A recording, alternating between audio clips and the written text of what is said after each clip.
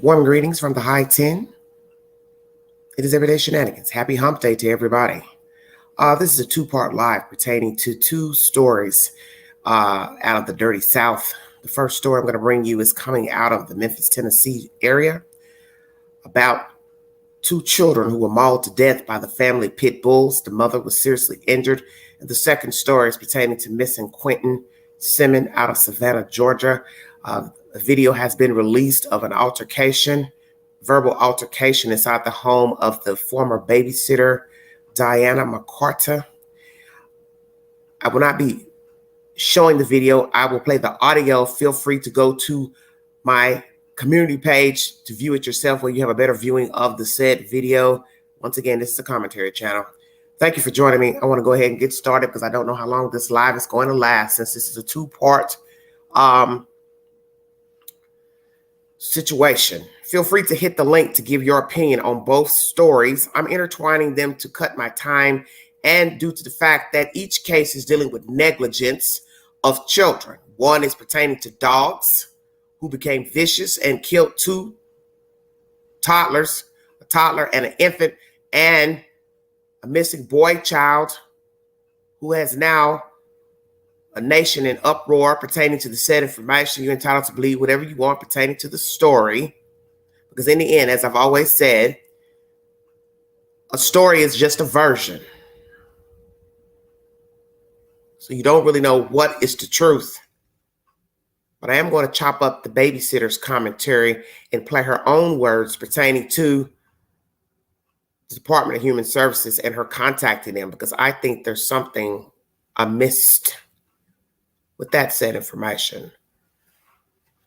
Thank you so much for joining me.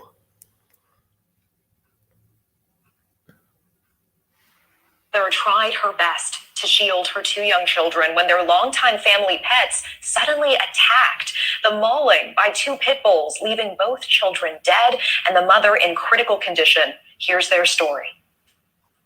The Bernard's family and friends say 30-year-old Christy fought to protect her children as two of the family's pit bulls fatally attacked 5-month-old Hollis Dean and 2-year-old Lily last week. Our affiliate WREG in Memphis spoke to a neighbor still in shock. She did not want to show her face on camera. It nearly brought me to tears. It's just heartbreaking. And I can't even wrap my head around it. My heart goes out to everybody involved. The family had reportedly owned the pets for more than 8 years without any incident, but something happened. The attack lasted an agonizing 10 minutes, with Christy trying her best to shield the two children. Neither would survive, and Christy was left in critical condition. Christy's husband and father of the children, Colby, was not home at the time. According to his uncle Jeff Gibson, Christy suffered an uncountable number of stitches and bite marks over her entire body, including her face. He posted on Facebook, "This attack lasted over 10 minutes, and she never gave up trying to save these babies. Now all of us, family and friends, have to rally around them and show them how much they are loved." I find that so heartbreaking, and I feel like I find that to be very rare, but it's just so tragic. Mm-hmm. Yeah, it's sad. It's not rare. We know both of those dogs have been euthanized, and the mother has been upgraded to stable condition. All right, everybody. Thank you so much for joining me. This commentary is brought to you by News 5, WKRG, serving the Memphis, Tennessee general area. This is uploaded the 10th of October. 2 children near Memphis, Tennessee were killed after the family dog attacked them. The mother of those children is in the hospital as she sustained injuries trying to protect her kids. Family and friends say 30-year-old Kirsty Bernard fought to protect her children as 2 of the family's pit bulls fatally attacked 5-month-old Hollis and 2-year-old Lily last week.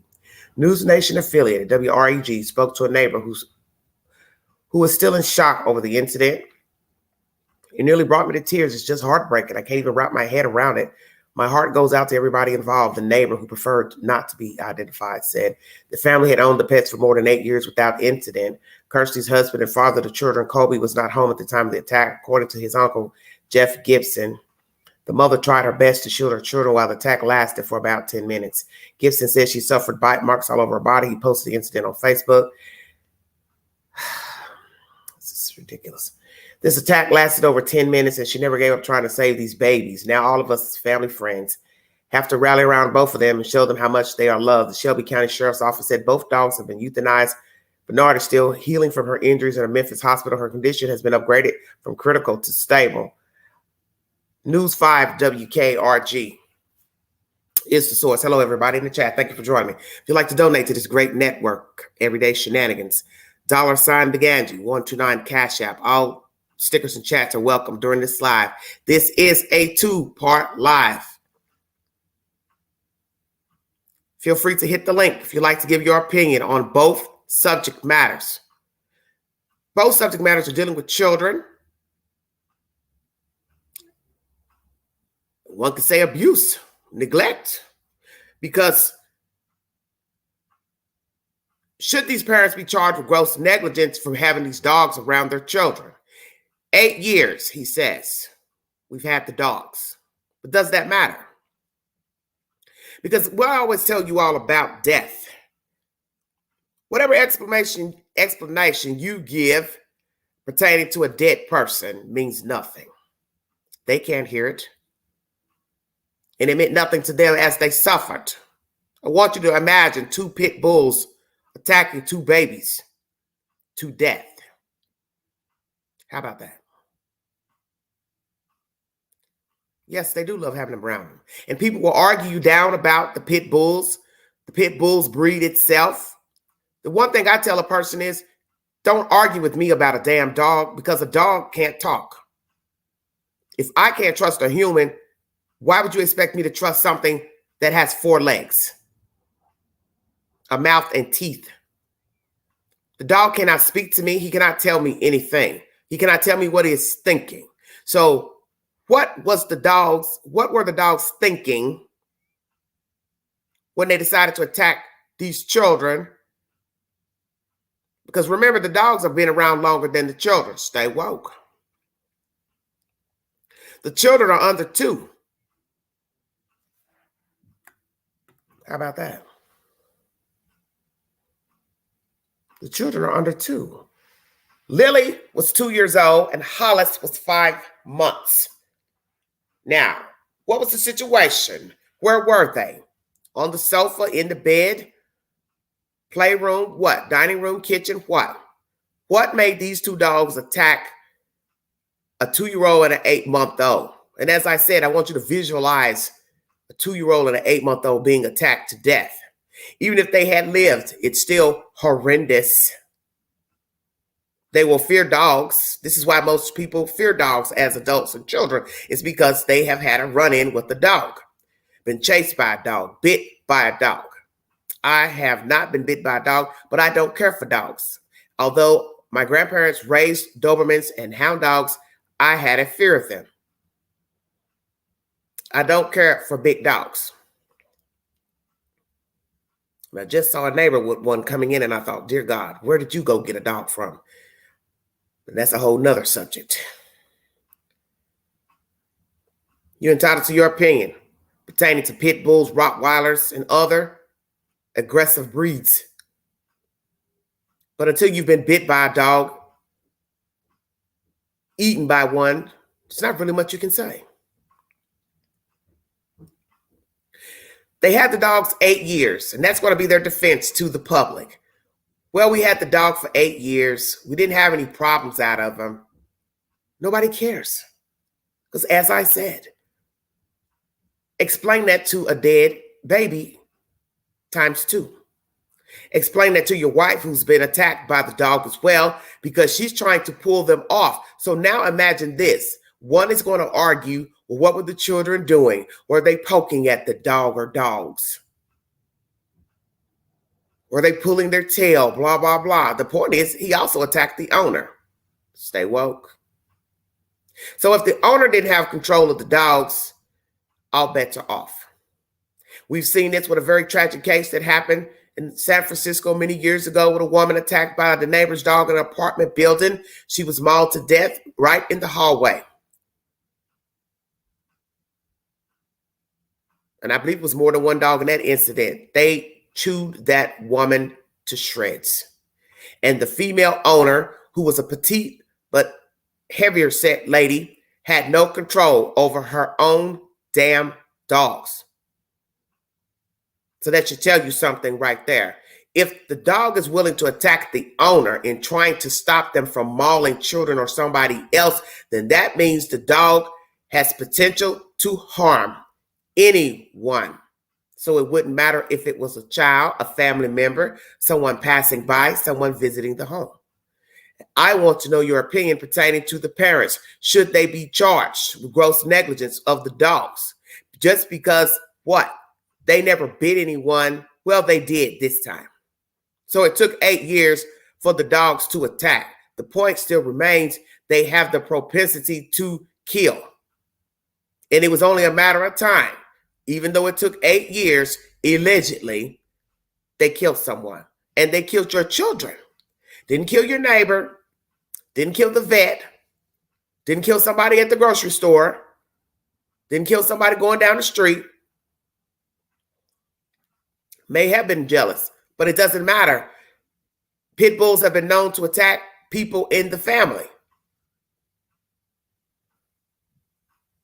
I've heard many stories where people were attacked by their neighbors' dogs, family members who visited the house with pit bulls.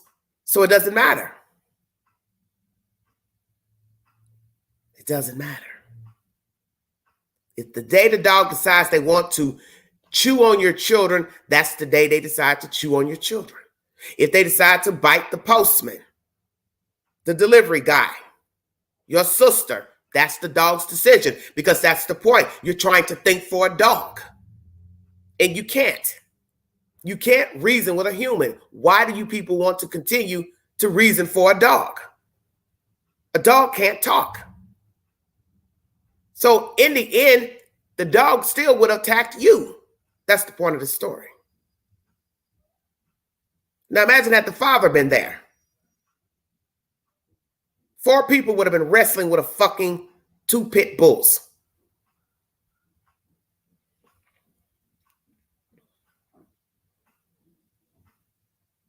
Many people have been attacked by dogs, wild dogs, home dogs, dogs that stayed in the house. And that's why I don't like when people say, he won't bite you. I've heard that 1,000 times. I remember making a delivery back in the winter, and the woman cracks the door to take the package, but the pit bull's behind her, and she stupidly lets the damn dog ease his way out of the damn door. So I'm walking out, trying to get back to my car so I can survive, because I don't know what your dog's going to do, because I don't think like you think. He won't bite, he won't bite. That means nothing to me. It's pitch black outside. It's pitch black outside. Then you have another dog viciously barking across the street in the dark around an invisible fence. And he sounded like he wanted something to eat. Once again, you got an answer for that. Oh, he won't leave the yard. See, dog owners stick together about their pets. I've learned that about people who have animals. They always rally together. Even in the worst of circumstances, they will rally together. And right now, I bet you there are 1,000 people who have heard this story, and friends and family who would defend the fucking dogs over the 2 dead kids. I don't understand what happened. They've never done this before. You're talking about the dogs as if they're human. They are not. And anybody knows how I rock. You can't win an argument with me once a person has been attacked or dead. Because there's nothing you can say in defense of an animal killing someone. Even if the children had lived, it doesn't matter. They were attacked. And if they lived, they would probably be there'll be no words to describe it. The fate of these children if they lived. Because you would have to be having these babies in surgery every day trying to get them back whole. Disfigured.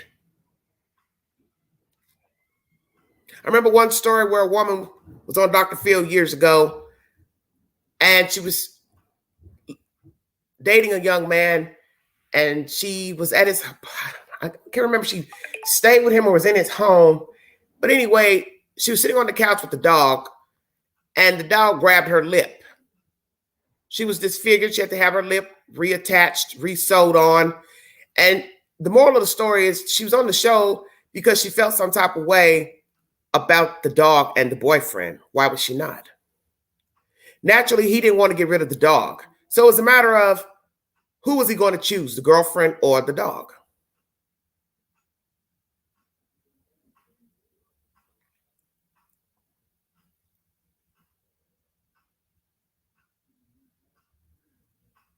Thanks for telling me that, Cherie. That's real great news. But just imagine you are in love with a human being.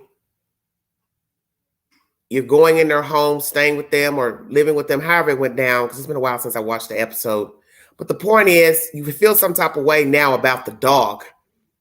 Obviously, the dog wasn't euthanized, so therefore, what? I have to go back and find that story again. It was a very interesting story. The point is, she's never going to trust being around a dog or a pit bull again. And if indeed you kept the dog, want to go get another pit bull, how would that work in the relationship? Because why would a woman want to date you now after she's been mauled by your dog? Had to have her lip reattached and stitched back up. I will admit they did a good job with sewing her lips back on. And not to be, derogatory, but they said he took her lip off. So she's one of the lucky ones. Can you imagine the pain she felt when that dog mauled her mouth? Your lips are very tender. That's gum inside of your mouth and veins. Now imagine a dog who has a head bigger than yours chewing on your lips. I want you to think about that for a second. Now imagine someone apologizing to you about their dog chewing your mouth, you having to go through surgery to get your lips reattached, and they still want to favor a damn pit bull. Let me tell you something. There will be no conversation with the queen. There will be nothing you could say to me about your dog. Whether the dog survived, was put down, it would not matter to me. You could not try to rectify being with me and still keep the dog or go buy another pit bull. We would have no conversation. And if I wanted to get ignorant with it, I'd sue you. I don't care for pit bulls. I don't care for Rottweilers. I don't, because I've heard the stories. I've heard the stories of Rottweilers eating their own puppies, their own newborn pups. So think about a dog eating its own damn kin. And then you want to explain to me what he won't do. You can't speak for a dog. You can't speak for a dog that would eat its own damn pups. So you can't explain to me what he would and would not do, or what she would do, or you must have said something. I'm a human. What are you talking about? I remember one time, another quick story before I go into my next story. I went into a barbershop many years ago, and I remember walking into the doorway, and there was a big black Rottweiler sitting in the floor of the barbershop. Queen stood in that doorway, almost peed on myself because I'm scared of dogs. And the owner of the barbershop, he said, "Don't raise your voice." He said, "Don't raise your voice." So imagine that. I don't know if that was his dog or not, or somebody who was getting their hair cut came in there with the dog. That would be even more ridiculous to carry your damn dog in a barbershop. But I can't remember if that was the guy's dog or not that owned the that had the dog, if that was his own dog, because I never remember seeing him with a dog. But the point is,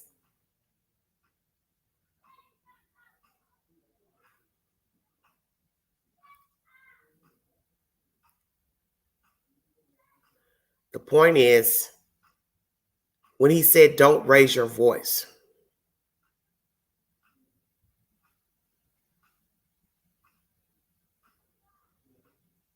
That's what got me. When he said, don't raise your voice, I said to myself, now imagine had I came in there talking loud. Hey, what's going on, everybody? And that dog jumped up and mauled me down.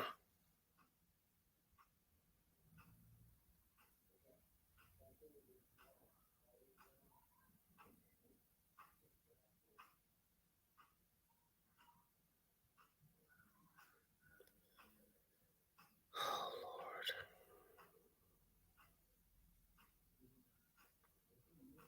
You have your opinion about dogs in general. You're entitled to your opinion. But I don't care for dogs. And every time I hear a story of someone being mauled by a dog or dogs, Pitbulls, whatever the breed is, I don't have anything positive to say. We had a case of a young lady here in Knoxville a few years ago. A college student was just starting college in that fall. And I believe she worked at Walmart. Her mom worked at Walmart. And she was visiting a friend's house and had forgot her purse and went back into the house to get the purse. Well, somewhere in going to get the purse and coming back out the yard, she was attacked by the neighbor's dogs. It was a pack of them. They killed her. She eventually died at the hospital, I think a few days later. And they were dragging her into the woods when the police or the, I don't know if it was the animal control that showed up. It was the police or the animal control. When they showed up, they were literally dragging her into the woods. So they were not going to stop. Police naturally shot at the dogs. Some took off running around the building, around one of the houses. And naturally, they captured the dogs and put them down. It was a very horrible story. And many people were shocked to know that this young lady didn't even get a start, 19 years of age, first year starting college and working at the Walmart, lost her life to a pack of dogs. And naturally, the neighbors acting like it's no big damn deal that their dogs killed this young lady. She didn't even get to start a life. So don't tell me and tell other people what your dog will and won't do. There's no such thing. Every person that ever said that about them damn pit bulls, 9 times out of 10, their dog end up biting somebody. And how many times do you think they told people their dogs won't bite? Don't worry, he won't do nothing to you. He won't do nothing to you. They killed their kids. Should these two be charged with gross negligence of their dogs? That's my question to the chat and the viewing audience. Although this woman was viciously attacked, she's now in stable condition. When she comes to, should she and this husband, or whether she comes to or makes it out the hospital, however, should they be charged? Because what will be interesting is if a district attorney charges them both with gross negligence for having these dogs because they killed both of their children. Those children are gone. A 2-year-old and a 5-month-old baby. That's why I said, what are you going to say to people knowing your own dogs killed your own damn kids? People are going to tell you you don't need to have children.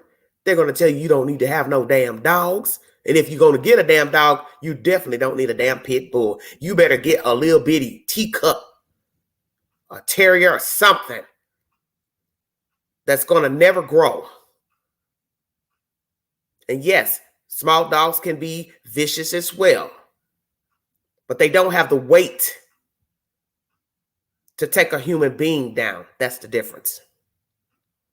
150 pounds strong, 4 paws, a hell of a grip is enough to take a human being down. It has happened. It will continue to happen. Because in the end, you do not know your animal. You cannot say what a dog or dogs will do.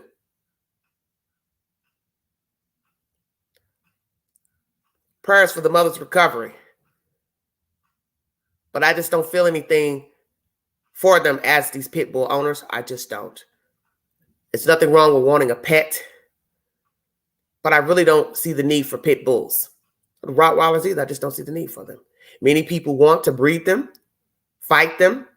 That is their prerogative, but I'm not in agreeing. I'm just not in agreement with owning a pit bull or breeding them. Thank you for joining me. Second story. Quentin Simmons. Lord have mercy, what a mess.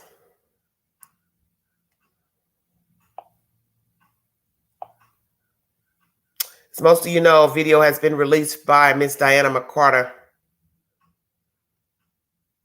She has sent her video to the news. It has now been released. WSAV3 is the source. Feel free to go to my community board to watch the said video. I'm just going to play the audio. It's a very quick snippet of Billie Joe, the grandmother of Quentin, busting into the home of Diana Mccarta through a back door. The daughter, Miss Mccarta's daughter, is filming this verbal altercation. And we're going to chop up how ridiculous this case has gotten over a missing child. The accusation from Billie Joe is that Diana tried to set up a memorial, and she's basically arguing with her, saying, he's not dead. Why would you do this? Thank you, Autumn.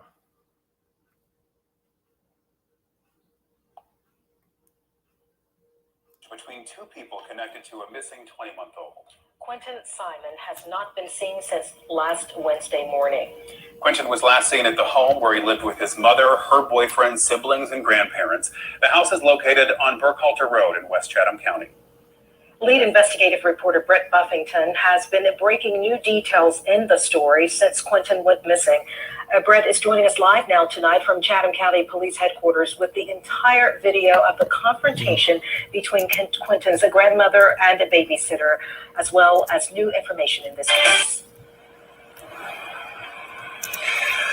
And Gina, we've learned tonight from that babysitter that Quentin Simon was part of a Department of Family and Children's Services case. That babysitter told me she talked to DCFS, and so did other people in that neighborhood. This is my baby, not yours! This video is absolutely jarring. Don't do that! It shows the desperation of the people who love Quentin Let me Simon. see who's saying hit me. Hold on one second. This video is absolutely jarring. Don't do that! It shows the desperation Mccarta telling her hit me. of people who love Quentin Simon. Very sick. My baby's not dead! Quentin's grandmother in Quentin's babysitter's house.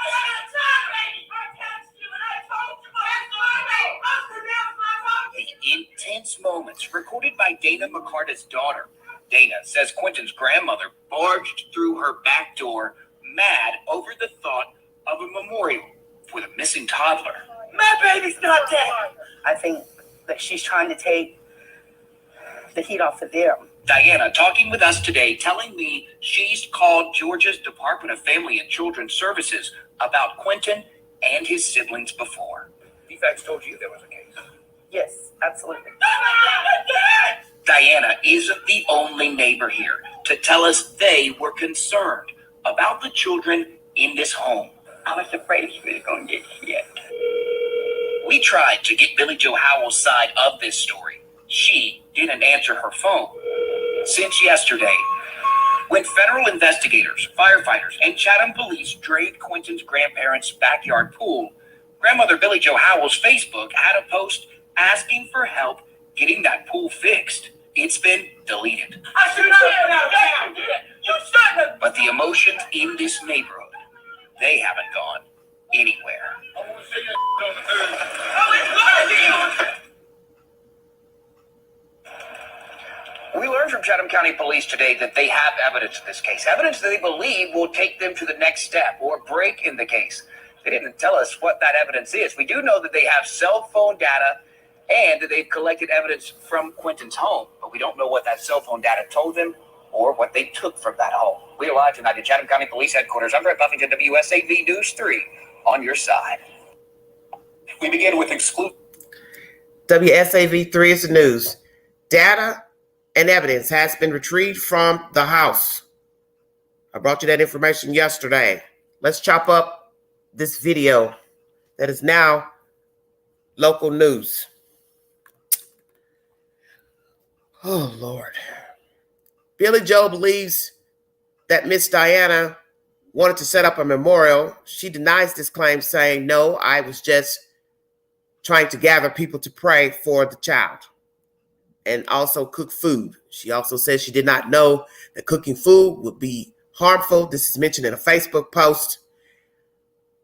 She also mentions in this commentary to the news that she has called the Department of Human Services. Other neighbors have called and had concerns.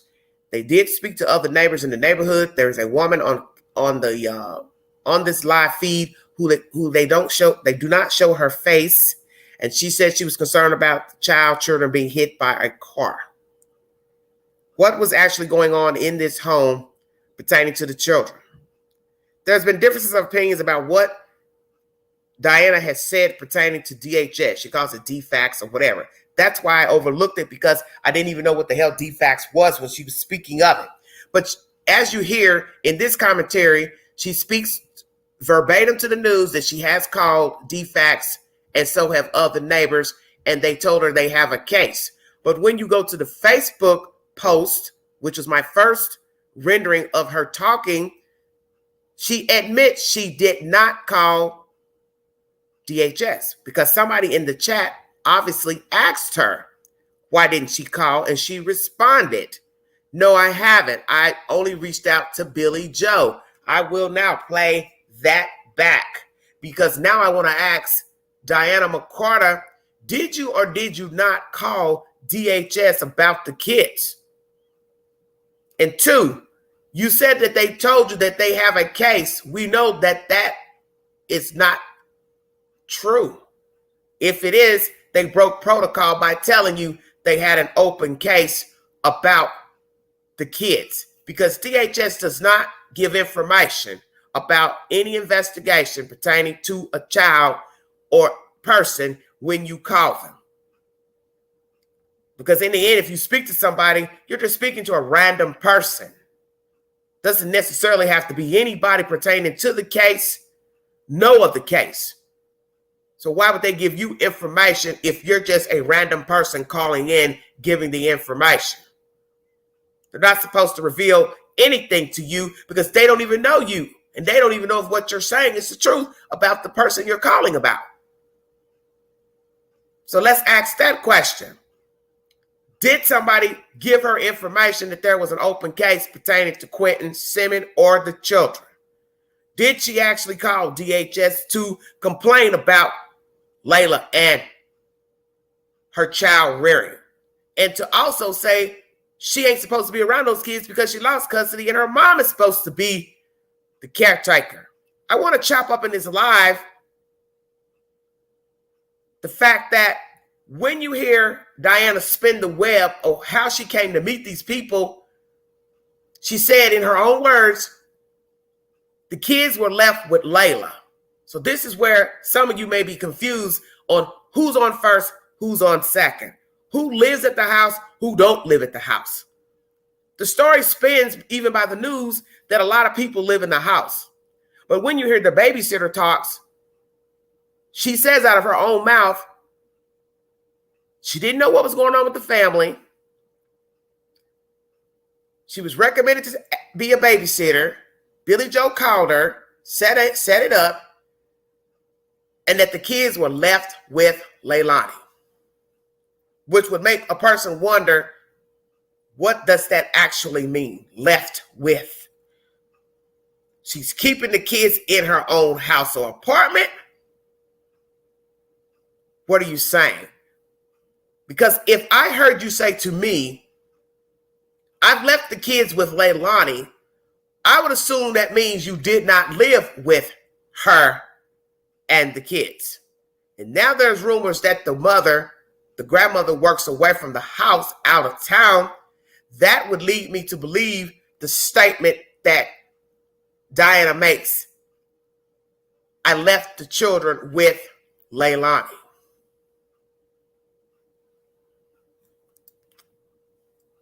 Let's get some information here. Thank you for joining me. Let's chop up what was said in this news feed, that she called DHS, that they do have an open case, that other neighbors have complained, versus her Facebook Live where she does not admit to calling DHS and gives the reason why she never called. So what's the truth? Is the babysitter a liar? Stay woke. Let me make sure I get all this information. And like I said on Facebook, I'm not coming on here to start drama. I'm not an attention seeker. So I don't want anyone to think that, like I'm not. And I wasn't even going to say anything until what happened today. And this is not directly about Clinton. I don't know any more than y'all do. Let me go back. I'm trying to find where she says this. Hold on one second, you guys. Says he smiles with his eyes. Hold on. Until why I'm not talking out and why I'm not me back and she'd say, okay, I'm going to talk. They would drop them off in the pool. Billie Joe, Danny. And she called me and asked me. All right, everybody, here we go. There's a lot of people right now sending me friend requests. Honestly, I don't know how to get off and then accept it and get on, so I'm just going to stay on here. Hopefully, I did make it public, so everybody should be able to see. Someone just sent me a message saying when you get on, if you put at everyone, then it'll share with everyone.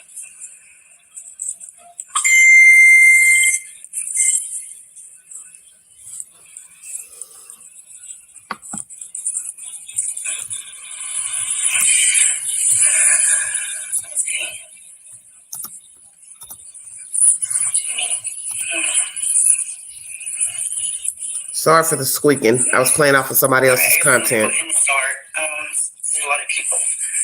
Okay. So, as everyone knows, I have got so many messages why I'm not talking out and why I'm not saying nothing. Because I didn't feel like it was my place.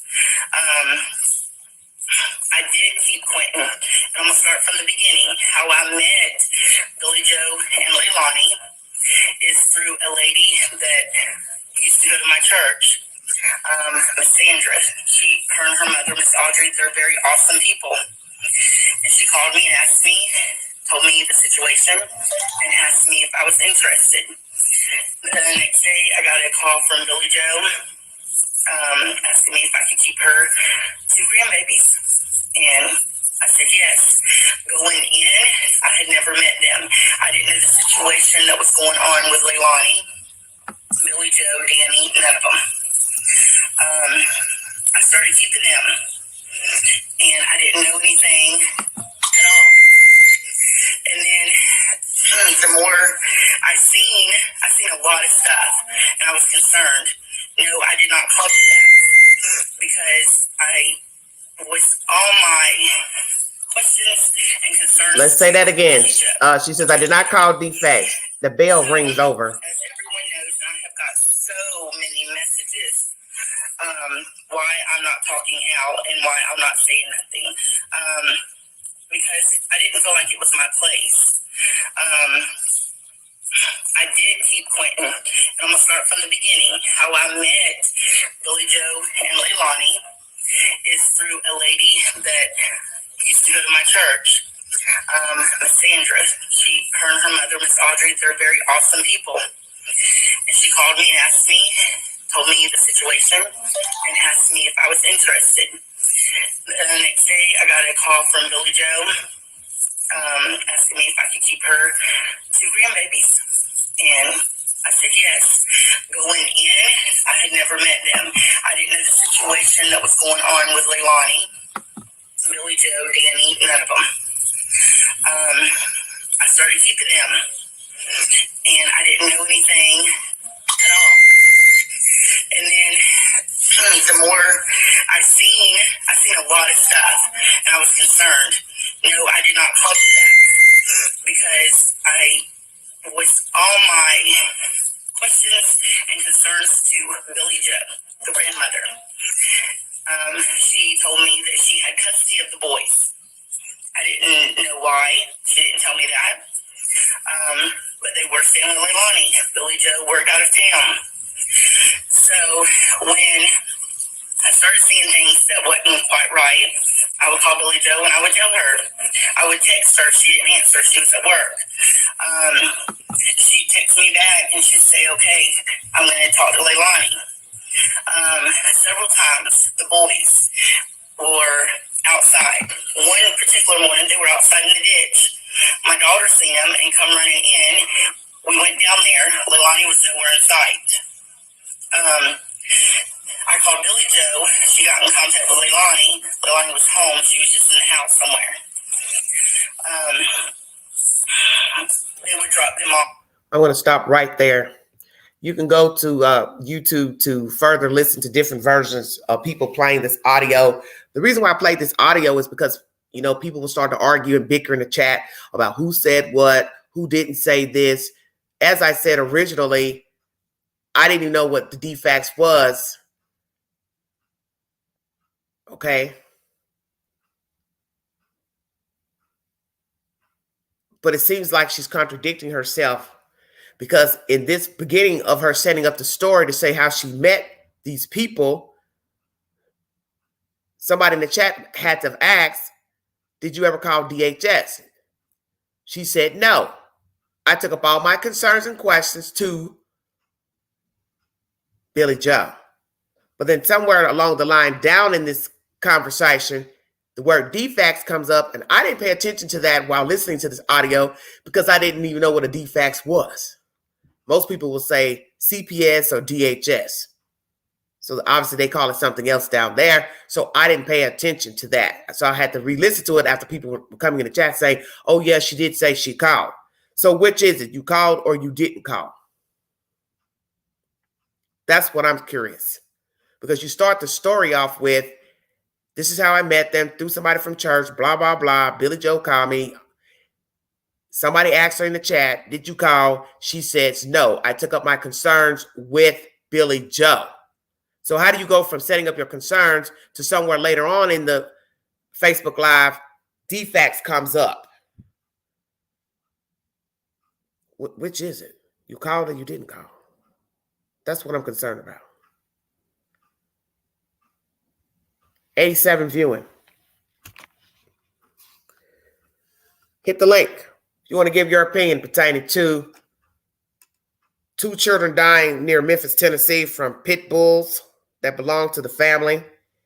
The mother was seriously injured in a hospital. Should the parents be charged with gross negligence of these Pitbulls?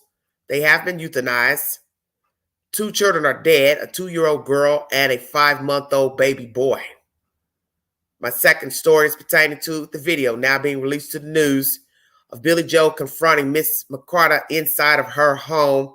And I'm also chopping up what is the truth pertaining to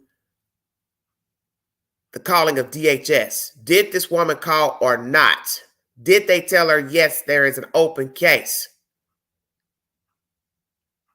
And did this woman leave these children alone with Leilani, knowing she was not supposed to have custody of the children? That's my topic for this afternoon. Thank you for joining me. It's very baffling information. All these people are just jacked up. Every case is the same. And if you've noticed that with these child abuse cases and deaths and missing children, the families are always erratic. They're always cussing and fussing, screaming and going off to the news. As you heard one of the guys walking down the sidewalk that came with Billie Joe, he said something like, I better see this SHIT on the news. I thought he was going to say, I better not see it. So she said, oh, yeah, it's going to be on there. It's going to be on there. Why do you need to bring an entourage to come to somebody's house? You're a badass and you're running up in this woman's house illegally. So why do you need an entourage with you? And I could have sworn I saw a female holding a baby. The first person in this train. It took all of you all to come down there to this woman's property? Why?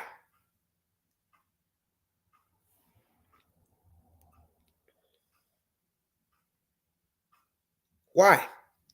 Why did you bring all those people down to her house, Billie Joe? Why did you go to her house anyway? You know that's breaking and entering what you did. What you did was wrong. If you had something you had to say to her about the memorial or any concerns, all you had to do was call on the phone and say, hey, I hear you're holding a memorial. Is that true? Wait for her to respond. She says, no, I'm just having a prayer vigil, not having a memorial. Then that would have been the end of the conversation. You just go walk down to her house and bust up in there. I find it funny you didn't drive. You brought an entourage down there. They've got them on camera leaving out. You're steady cussing and fussing, coming out being filmed like a dodo bird. I'm glad they filmed you. Because in this day and time, you need to film people when you're confronting them about something or when they're confronting you, as so you can have some type of evidence in case something jumps off and somebody ends up dead, injured or dead. And it's sad we live in a day and time where you have to pull your cell phone out for the most mundane of situations. But somebody busting up in your damn house, hell yeah, you better pull your damn phone out. And thank God she had the child there who had enough sense to pull out the cell phone. In my understanding, she tried to wrangle the phone from her. We didn't see that in this video. Maybe the girl started filming after she tried to take her phone out of her hand. I'm not sure. These are just the words of Diana Mccarta. But the point still remains, you had no business going up in her house. There was a diplomatic way of solving this situation. You could have easily just called her on the phone and said, what is this I'm hearing about a memorial you're setting up? And then wait for her to respond. You did not have to go down there and run up in her back door. You people are ghetto ratchet. And I tell people this all the time pertaining to ignorant people. There's a time and a place for everything. But you see this time and time again dealing with missing children, deceased children, cases of abuse, sexual molestation. There's always people that come out wanting to fight like Mayweather. For what reason, I do not know. You have a missing child, and this is the only thing you can think to do is go ham and run up in somebody's house, threatening them. She was all up in the woman's face. I would have knocked her ass out on the spot. Now, she's taller than Mccarta, but Mccarta is bigger than her. Mccarta had enough weight on her to take one of them big arms and knock her down. One swing should have knocked her down. Billie Joe is a bully, a tall bully that looks like a man, acts like a man. She knows that that daughter is possibly guilty of hurting that child, and she's looking for somebody to blame. That's why she ran up in that woman's house.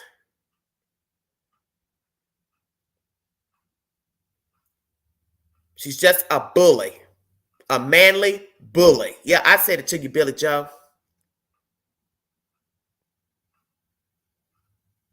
You're just a woman walking around with a hard face, want to be a guy. And you grew you some balls when you ran up in that woman's house. Yes, you did. But I tell you what, run up in somebody else's house and see what you get. May not like what you find. Because I'd have knocked your ass out. And I'd have dared the rest of them to come run up in there. I'd have laid them all on top of each other, one by damn one. That'd been the latest story coming out of Savannah, Georgia. 5 people found dead inside a babysitter's house. How about that? You all are barbaric down there. But this goes to show you that there's more to this story than just lost custody of her children and the grandmother allegedly supposed to be the one taking care of them. It is proven now she was not taking care of those kids. She got custody of the kids and she let her daughter keep them anyway. She signed the documents, but she continued to let Leilani keep the children. And that's where Billie Joe messed up, is letting the daughter continue to have access to the children. And now we have a whole body missing. And as you heard in this commentary, they have gathered evidence from a recanvassing of this home and area. They have checked cell phone data. They have something. Who, what do they have? This is just a case of a bunch of damn broke-ass hillbillies with nothing to do. And you're shameful. And it doesn't matter if you were Arab, if you were Jewish, if you were Asian, you were African American, you were Caucasian. When you get up here and act like that, like you don't have no damn sense, and you're running up in people's houses, you want your damn rocks knocked off. That's what the hell you want, because I'd have gave it to you. We would have tore that house up. I'm not letting nobody come up in my house and I don't give them a fight. That's my house. And your house should be peaceful, as you told the courts in a document why you wanted Leilani and that boyfriend out. So what gave you the right to go run up in her house and disturb her peace? You're mad that this baby's gone. You know 9 times out of 10 your daughter did something to that kid and you need to own it. So if that's the case, you might as well run up in everybody's house on that street, because it's no telling how many people have called DHS on your family.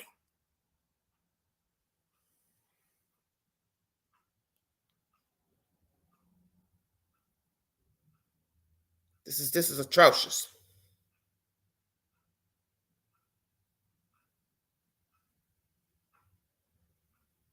Absolutely atrocious. Say what, Abe Alex? Hold on 1 second. Drop the link. Feel free to hit this link. I want to hear your opinions. I don't want to talk for 3 hours. Feel free to join me and give me your commentary. This is just outrageous. These people just goes to show you, I've said this 1,000 times, there's more to this story than what is being revealed by the news and this babysitter. These people are chaotic. They have been chaotic. None of them have any business with children in their peripheral. And that means babysitting, breeding, nothing. Like I said, we're all flawed. Dealing with children is a learning experience, but it's gone too far. And this case mirrors so many cases that we've seen, outbursts, Facebook Lives, TikTok videos. These people are just barbaric. They don't know when to be quiet. They don't even recognize that they're talking about a missing child or a dead child. They just go on and start talking as if nothing has happened. You go from barging into her house to then posting stuff on, let's talk about the Facebook post where you're asking people to help you with your swimming pool because the police and the feds have been there searching and draining your pool with the fire department.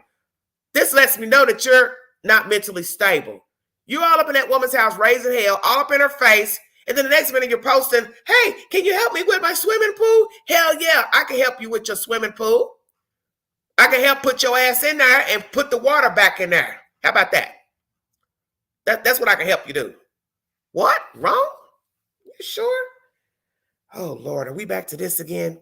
This happens every time I try to go live. I don't know what. XX, 9X, D, F, 8AB. I don't know. That's strange. Oh, I didn't put in the slash. I'm sorry. I don't know why she's on probation. I don't know these people. You all should be doing a lot of digging. I don't know anything about that trash down there. I don't know anything about them. I don't want to know anything else. Because in the end, it's not going to even matter if we find out any more about their criminal record, their background. Where is the baby? It's already proven that these people aren't fit to be having children. We already know this. And I don't think there's any more information that we can get where we would be more baffled. The point is, none of these people should have been bearing children or keeping children, going to court to get custody of children. And I want to know what's the truth about these people calling DHS. As I've told you, you can call DHS, but it doesn't mean you're going to get the result that you think you should get. Because naturally, they're not even supposed to be telling you anything about an ongoing investigation. If a case is open, if a case is closed, if they've been to the house, that's private information. So I want to know if this Mccarta is lying about that. Because my understanding is that they're not supposed to be saying anything. So is she lying? What is the truth with this babysitter? I don't know. Well, I know this is too much. And this case to me mirrors every other case with missing children. The family members are so ratchet. They're hillbillies. They're ghetto. They want to be gangsters. I'm not enamored. I tell you all this. When I chop up a case about a missing kid, which I don't like talking about missing children anymore, all of the similarities are the same from one coast to the other. They always have the most ratchet family members. That's the reason why the children are missing, and 9 times out of 10, they're dead. It's because these people bowed out of the responsibility, and they kill the kids, get them gone, and then they go crying to the news and the police, oh, I'm missing my child, and yeah, I got 2 kids missing, and just like somebody wanted to question yesterday, well, why the other kids ain't missing? Because she ain't going to be stupid enough to get 2 missing like Jacqueline and Trezelle did. That's why. That's why. Each person is different. Each person thinks different. A person can have 5 kids and only like 3 of them. Only like 4 of them. Only kill 1 of them. You can't compare every missing person's case as another one. They're all different because the people in the story are different. They're barbaric. They're crazy as hell. But the point is, each person's motive for getting rid of a child is not the same as Joe Blow down the street, Susie Mae next door. I do believe she got rid of the children because she owes child support and she was going to knock down her losses. You always look at what was going on in the child's life before they went missing, before they were found dead. And she just left court 1 week before she calls 911 to say her child's missing. And she waited hours before calling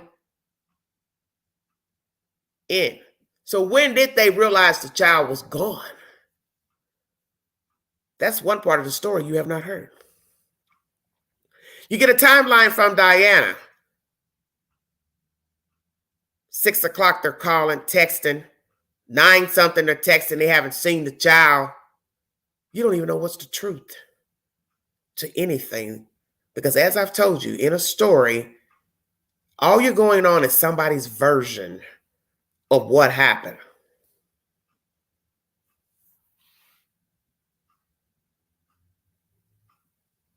So do you believe the child was discovered at what? 9 o'clock? He was discovered gone at 9 o'clock. He was seen in the crib at 6 o'clock. The playpen. That's somebody's version. And allegedly, it's the boyfriend that saw the child in the playpen. So as I said yesterday, where is the playpen located? In the living room, the den, the mother's room? Did all the children sleep in the room with Leilani?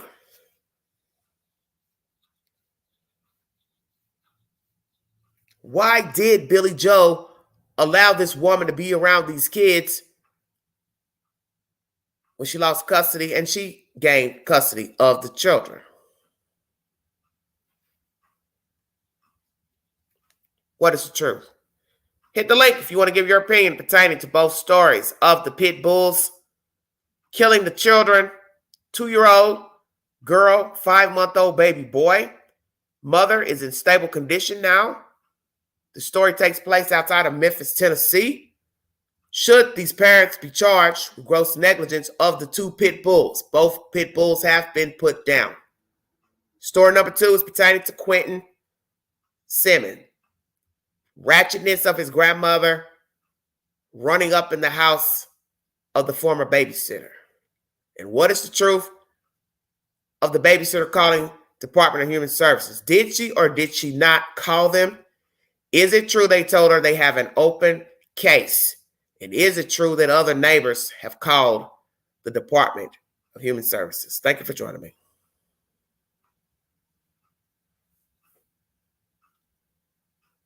Come on, Daniel. Next guest, Nubian Max from the UK. Thank you for joining me. Hello, Nubian. Hi, Queen. Thank you for joining me. Let's start with story number 1. Do you believe the parents should be charged with gross negligence of the dogs?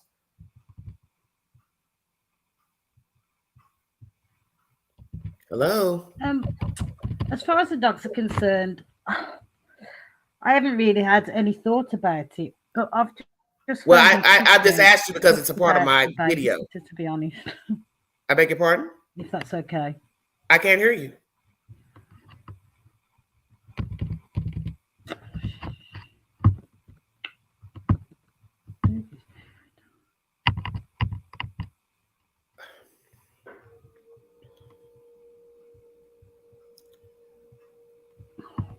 Is there a problem, Nubian?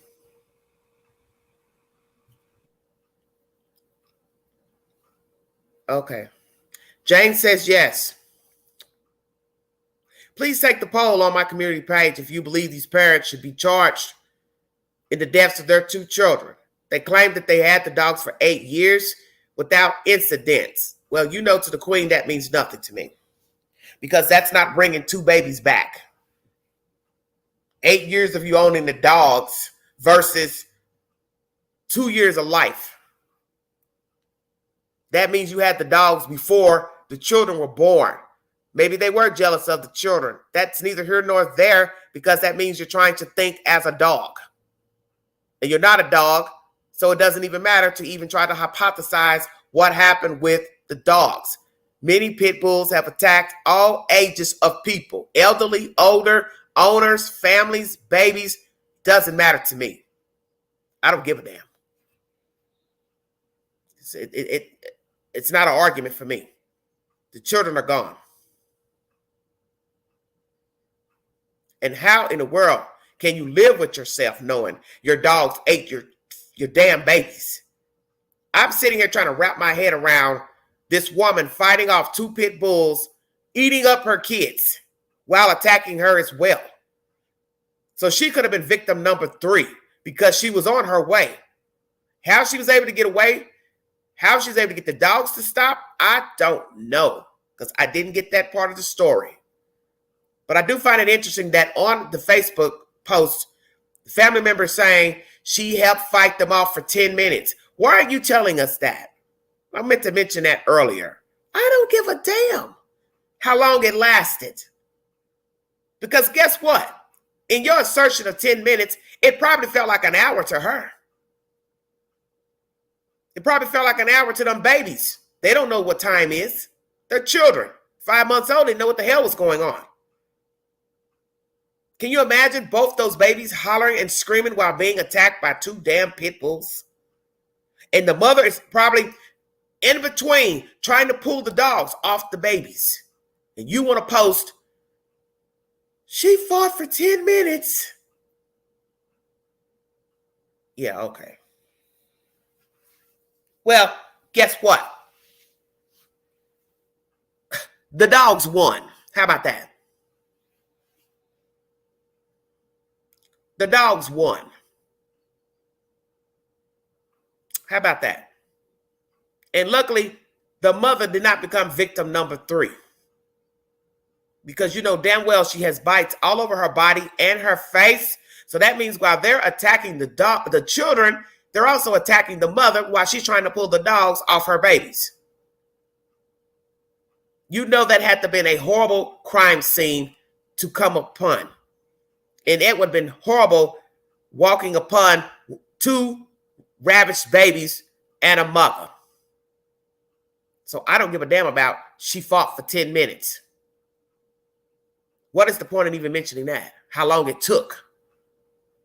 For 10 minutes, she fought them off. She tried to fight these I thought, I don't, you know, I can be cynical at times. I was just trying to understand what is the point of this post. I could care less. Autumn Reese, where you calling from? Ohio. Welcome. Welcome. I've always wanted to click your link, and this is the first time I am. All right, let's start with my first story is about the Pitbulls. Please give me your opinion. Okay, I'm sorry. Whoops. Hello? Sorry. Every time I connect to StreamYard lately, my AirPods like disconnect for some reason. Don't wear the AirPods. Don't wear nothing. Just talk through your phone or your computer. Can you hear me good? I guess so. Just turn down your backgrounds and the volume. 1 second. My daughter thinks I'm talking to my mom. Okay, about the dogs. I definitely think they should be charged. Do you like dogs? Let me ask you first. Do you like dogs yourself, ma'am? I do. I love dogs. I've been around Pitbulls. Do you have a dog? Yeah, I have a Chihuahua. Okay. But when I was 14, one of my best friends from the neighborhood her family had brought a dog home from the campground, and the second I saw it, I knew that dog didn't like me or people in general. But what kind of dog was it? It looked like a golden retriever lab-like mix, not pit bull at all. And it growled when I came in, and I was like, that dog does not like me. And her little brother said, oh, don't worry, just don't tell it what to do or push it off the couch or anything like that. And I was like, I said, okay. So then they had me sit with the dog and start to try bonding with it. So I did, and it sat a stair above me while I like pet it. Big mistake. If I ever see a dog like show aggression like that, I'll never. So what did he do? He snarled at you? He ended up, when her and I were talking, I went to say my grandpa had a dog that acted just like that when he first got it.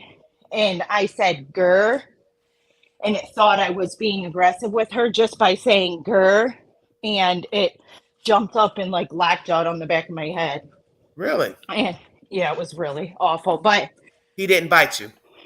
No, yeah, he bit me in the back of my head. And yeah, like lockjawed. So when I got up, it dragged down the back of my head, and her little brother had to pull the dog off me. And because that's bad. Sorry, I just ran up the stairs. Children can't hold down a dog. If a human can't do it, a child can. Right. So you were lucky. I don't really care for animals. I just don't. I mean, like I said, to each his own, but I just don't care for dogs. And like I said, I've been around dogs. I believe I had a puppy when I was smaller, but that was so long ago I can barely remember it. And as I said, I would visit here from up north. My grandparents had very big dogs. They had Dobermans, and they had hound dogs because my grandfather used to hunt. So he would use the hound dogs for hunting. But I would never go in the fence with the dogs. You're talking about being a small child looking up at a big old dog. Then I believe they had a Great Dane. Her name was Angel, if I'm not mistaken. So my thing is, I don't know. I just didn't care for them. I just didn't care for the big dogs. Well, let me ask you this. You do believe they should be charged? Well, my parents gave her parents the choice to put the dog down, or they were going to sue their home insurance or whatever. And they decided not to put the dog down. So we ended up going into legalities, and then they gave the dog to their grandma in another county, which was the same county my grandparents lived in. And the grandma lost the dog. Never saw it again. They said it just got out the fence. Yeah, right. Right. That don't sound right. Very interesting information. There was something else I wanted to ask you too. I can't remember, but it'll come to me. Hello, AB. Hi, AB. Hey, Autumn, Renee. Okay. All right. Now, Autumn, go ahead and give me your opinion pertaining to this video release. Now, I'll let AB chime in. How do you feel about this video being released? What do you think of what you saw in there? And my commentary about the babysitter's assertion of calling DHS. What is the truth with that? See, I saw a photo still of her lunging at the lady, but I haven't seen the actual video. I only just heard what you played. But it sounds ratchet as hell. Like that stuff doesn't happen or shouldn't happen. Do you agree with Billie Joe going over to the house? No. Do you think she should have called her on the phone as an adult would do? Yeah, but she went there because that's what she wanted to do, in my opinion. And she did have an entourage with her. That's scary. Because they showed them walking off, and some guy is saying, I'm assuming it's the grandpa, saying, I want to see this SHIT on the news. I believe that's what he said. And I thought, well, why would you want to see it on the news? Well, it's on the news. Why do you need an entourage? Well, she would need it. Because they got you on film walking away from the house. This lady could really suit this up if she wanted to. You understand what I'm saying? The babysitter or the grandma? Yeah, the babysitter. She could suit this up worse if she wanted to. Because you brought an entourage with you. You think she will? And there's a female holding a baby standing out there.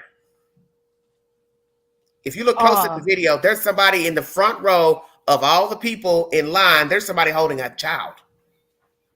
Does it? I thought I saw your title, AB. Does the grandma have a record? Oh yeah, extensive. Oh, God. Extensive record is up to the closest date I saw was 2011. It might even be later. I didn't see the complete record. I just saw enough to know that we're dealing with, you could see the generational abuse, the cycle of generational abuse happen here. Autumn, do you what do you believe about DHS? Do you believe she called on these people at some point in her dealings with them? I think she called at least once, and she's like afraid to admit it now. Sheena, just 1 second. Okay. Go ahead, AB.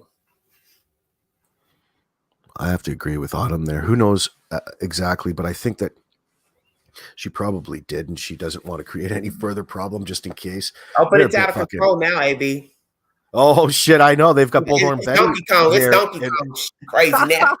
Everybody, I woke up today and everybody's descended on the fucking Savannah, Georgia area. Yeah, I'm sitting up here like trying to get my heat and cooling working on. And something saying, "Woo, you don't want to open up YouTube. You don't want to."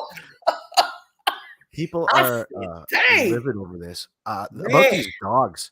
I love dogs. I've had give me your opinion about that. Give me your opinion about the Pitbulls. This is really a serious story, though. It's a tragic situation. Very tragic. No matter when it happens, you think, it just reminds you that dogs, when they get something in their head, especially as lovely as some, not all of American pit bull breeds can be and have been over time.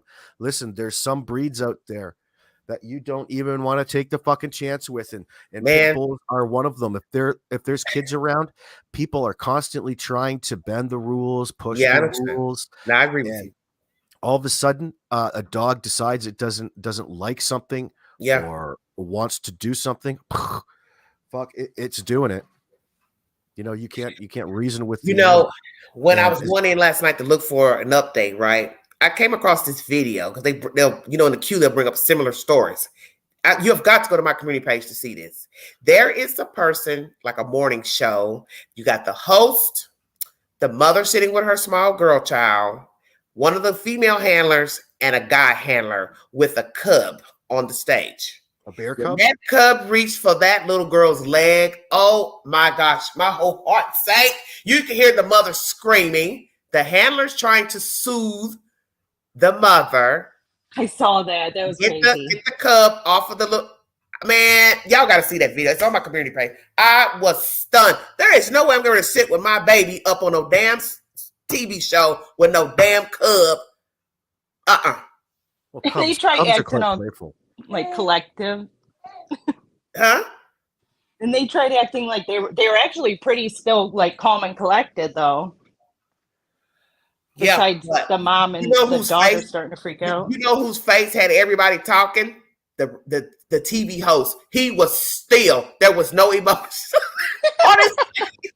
He was just sitting there. I'm thinking, you ain't jumped up and ran. I mean, he didn't move, flinch, nothing. He was just sitting there. I think he was stunned. I think he was scared. He couldn't move.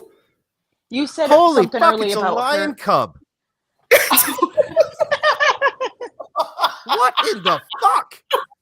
You think I would have my baby up there? Do you know? I'm sure that's food to that goddamn lion. That's fucking dinner.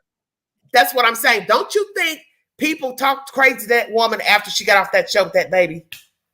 Who in the fuck was in charge of that set? The producers probably thinking, let's show what it's like to have a child near a lion cub. Have you guys ever heard of the story of the man eating lions of the Salvo? No. Holy shit, man. That right there did it for me. I said, I thought you meant like a cub. I'm thinking, the cute little bear cub or something. Yeah, well, I'm sorry, I didn't say lion cub. I'm sorry. I go and pull this up. And it's a juvenile lion cub. It's still about 200 and some odd pounds. Hey, when he grabbed that leg, man, that mother screamed. But I will admit the handler was trying to soothe the situation because she knew it could escalate due to the fact that we were dealing with wild animals. Recognized that's just easy prey. That's food for that lion. Yes, she was soothing the leg. She's trying to get the cub off the baby. Lions are natural man eaters. Don't think that man doesn't have any fucking predators. Well, that handler was calm as all get out. I think her reaction was scary because she was so calm, but I guess she's trying to keep everybody not to get hyped up as to excite the animal, which I understand that. You don't want that thing getting more riled up because you're screaming and hollering. But hey, he could have just grabbed for the head. He didn't have to just grab the leg. He did good just to grab the leg, not the baby's face. It'd be hard not to just take off running. Had to make sure it was real, not plastic, right? Oh my God. That was the most, I don't know what to say. Shit. I think the producers of TV shows, they want to make things so interesting, but that could have been, that could have gone mother know that there was a lion coming out? I just saw, I was just looking for this information about the dogs, and that came up in the queue. I don't even think it really gave any information. They're just showing up. I'm awestruck by that. Yeah, I think we need to find the whole video to see what the premise of the show was about. And it might have been to you couldn't set somebody up. Like most killers would look to get people in that position, and here's this fucking producer just asking people to come out.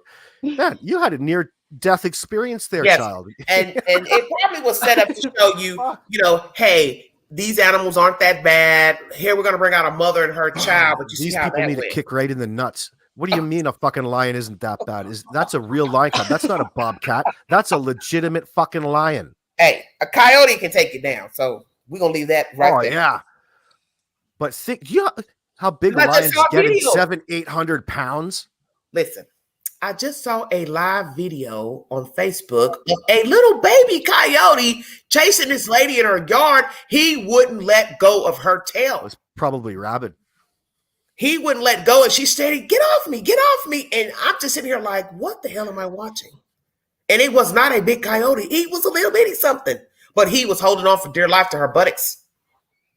Yeah, some coyotes can get crazy. Well, he may be from Savannah. What do you think? I had a lynx charge me at one time in a tree stand back when I was a teenager. That was really cool. I'm glad it didn't jump at my face. Lynx are really, really rare cats. Now, what is that? What is that? A lynx? Mm-hmm. A lynx is a very rare species of cat that you can find throughout the northern Canada and all over the place. They have you probably get a lynx upwards about. Well, what color? What color would they normally be? It was deep. It's a deep gray cat with big tassels on the top of its ears. Oh, I don't want to see that. Chin. I already live near the Smoky Mountains, so we already got chances of bears coming down because they keep knocking down the habitat and building so much up in Gatlinburg. So yeah, they've got paws on them that are the paws are about as big as their bodies. Like they can run on top of the snow. Yeah, see, we had a sighting years ago where everybody was losing their mind of some type of cat that got loose and people. But a lynx, I'm not comparing a lynx to a lion by any measure because they're about 20 lynx go into one baby lion. Well, I ain't trying to find out about none of them. Bobcat, lion, bear. It's all the same to me. I do love lynx ears. I don't want to see. Oh my God, Autumn. Yeah, so this cat just ran up from about 20 yards away from me, stopped about 5 and just hissed like fucking crazy. Just enough to get your heart pumping. I'm like, oh, I didn't move. See, no, see if your bowels are working. Yeah. But like because the only reason I didn't move when I was a teenager because I've never ever read about a lynx attack, but I'm sure it can fucking happen today, AB. It's not funny. Well, the first little bit I didn't know because I'm not sure if it was a full adult. It was probably an adult, but at first I'm like, the fuck is somebody's cat doing out here? Because the last thing I was expecting to see Come a here, cat in the woods. kitty. I'm in Canada, man, not in like Bengal. You know, but the sad thing is there are people who will try to approach the wild animal. You can't. They tell you not to. They tell before you take a don't shot. feed the bears. These bears up here, they're ninja style. They're opening car doors, going in your car to get out your McDonald's bags. It's the bears that are acclimatized to like human beings, like the ones that live their main lives at the dump and then come out to fuck with you. Oh Christ. Big black ones. They tell us that when you go up to the mountains, you know, a lot of people rent the cabins and things. You cannot leave any food out. You can't leave food in your car. You can't leave your windows down, and you cannot leave food on the balcony because you know a lot of these cabins have balconies. Somebody learned the hard way. Those are the first to go.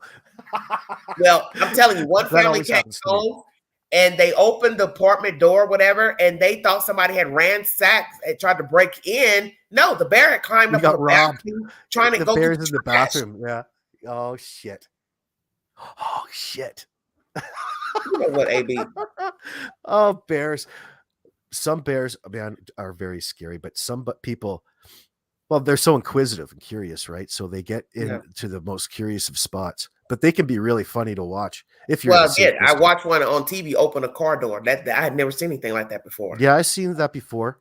So the ones that I'm very terrified about are polar bears when they're hungry. Some of these things don't eat for like eight months, right? And you see them come up on a seal, like how out of the water on top of an iceberg and still kill that. How can a bear go without eating for 8? I know they hibernate, but their metabolism, they have an amazing metabolism. So you're talking about a bear who goes and, you know, they will go under for like 4 months back to their traditional where they were born, the same cave that they were born in, which is under the snow in a little dugout. Yeah. And they won't come out again, not all the time, but when they're birthing. And they come out once and they go back out into the ice. That's where they really want to be, is out hunting on the ice. Any other time they're really not eating anything because there's nothing to fucking eat. Then that's eroding. Oh yeah, they get hungry. They get really effing hungry. They'll eat others. So the males will hunt other polar bears, juvenile polar bears out there. Everything's fair game. Well, we didn't get to talk last night, so run it to me today. New evidence. They checked the cell phones. What do you think they found? 8-9 months might be a stretch. So about maybe let's say 6-7 months for those polar bears. But anyway, sorry. Polar bears. Don't like to spread misinformation. That's still okay. hungry as fuck. Okay. Anyway, do you need a lunch break? No, I'm good. I've had cereal. That's all I've had. Multi-grain cereal. Trying to eat lighter. What do you think? They've recanvassed the area. They have found something, won't admit it, won't release the 911 calls, won't release the cameras that they wore to search the house, drain a pool. Do you think they found something in the pool, the drainage pipes? What do you think they got? Oh, yeah. They've got a few more pieces of the puzzle. They've signaled, they suggested to the public not to worry. We've got everything. We're now looking at, just so they can backtrack a little bit. Yeah, right. They've included the words criminal investigation, and you know, now that they can get them in. So in your latest find, is that what you found? They've recognized some lies, and they're going to put. Let me ask you this: in your latest search, is that what you saw? Criminal investigation was mentioned. Yeah, that's been tossed around the last couple of days. Okay. Blood spatter. What we got? What do I think they have? Inside or outside? Both. Wow, not just one smoking gun. That's scary. It will be fibers. It'll be new fibers, clothing fibers, either in the pool And it will suggest that. So afterwards, after they go, let's say something bad happened to Quentin.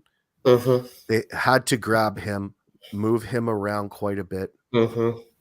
And during that particular time, they're probably picking up all kinds of fibers. More than one, they move it. More than once? Oh yeah.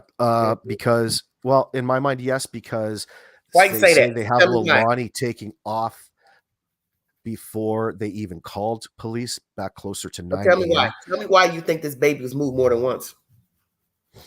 Well, whatever happened, they were probably moving it around the house. Oh, around the house. And then off site. So you would classify that as potentially abusing a corpse. Lord have mercy. Accident or intentional? Oh, so this is going to be... Well, yeah, take a breath, didn't you? So when you start to talk about accidental in this, I don't think there's no such thing when it comes to children and accidents, even though accidents. Well, you know what I mean. A child fell over, they knocked their dress on. Now people put those big TVs on. So it wasn't intended. Yeah, I don't think they intended to do anything. You don't think they intended to try to kill the baby? That's what I mean by intentional homicide. They could. I'm open to it not being, but they could very well. Tell me why. No. Because of the history of harsh treatment, it sounds like that they're giving this little boy. When the doors close, they seem to be quite violent. So how about I'm beating you up? So what are you saying? I'm beating you up and you fall and hit yourself, or I beat you too much, you blank out? What? That could very well hit you. They could have got too rough and he could have fallen and hit his head, or whatever was going around. on. You got to remember, he's an itty bitty something, so possibly I was throwing you around. Well, what if they were trying to discipline him in some sort of way? This is all during the night. Yeah. He wouldn't stay down. Yeah. He just walked out because of just the way that the poor treatment that they put on their brother. And he ended up falling in the pool. Could be. But let's go ahead with the bruises on the neck. If we're to believe that leads me to believe you're strangling a child. I don't know now. I don't know where the neck came from. I don't either. That's why I get tired of people putting stuff in the chat without no receipt. Because that's why stuff gets out of control and people really start believing when one person puts something in the chat. And then you say, well, where'd you get that from? When I'm speaking about the physical or the alleged incidents of physical violence, I'm talking about what Danielle was referencing with seeing belt-shaped bruises on. Well, that's what I'm saying. Yeah, that's all I'm saying. So I don't know if anybody else has any more information. I don't know. I don't think so, but I'm not even looking into that because how would you really know? It's just not. That's what I'm saying. That's why I said if I heard something about something on someone's neck, I would just assume that you maybe put your hands around a child's neck. There's something on your neck that's coming from somebody else. Yeah, it's not self-inflicted or an accident. Exactly, that's what I'm saying. So then I say, well, damn, the only thing I can think of is you're strangling a child. Because this is why people smack people with a phone book, so you don't get bruises. You know what? I'm not even trying to be morbid that way, but but you are.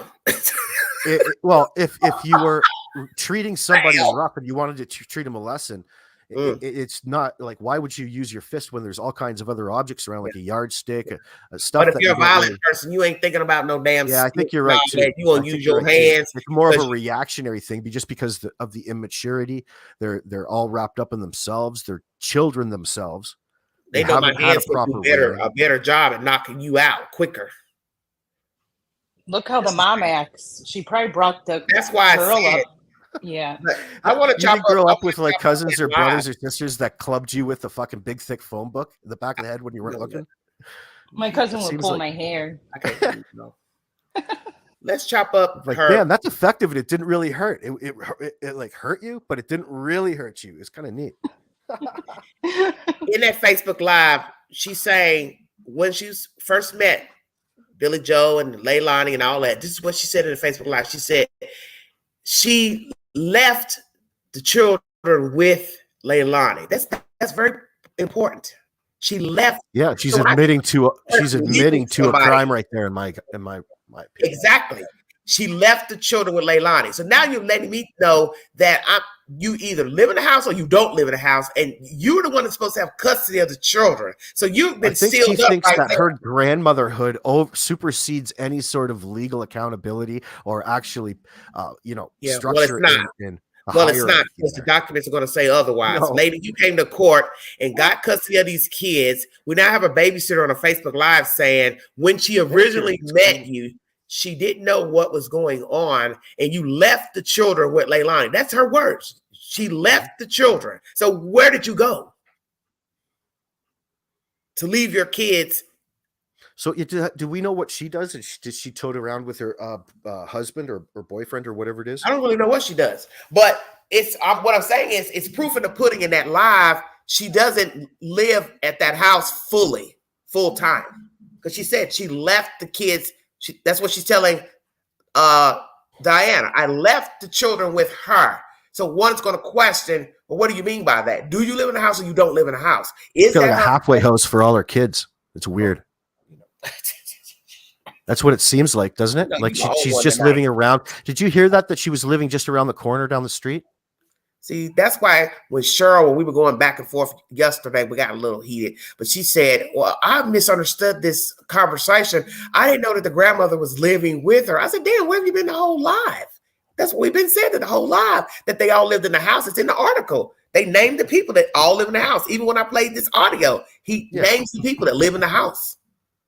Well, I've been seeing people talk about it in different ways. It was news to me. I always thought everybody lived, came out and resided at that same house. Well, that's how the news is portraying it. I always tell people, I go by the news. I don't go by Pookie Ray Ray, because we'll be all over the place if I start listening to everybody else.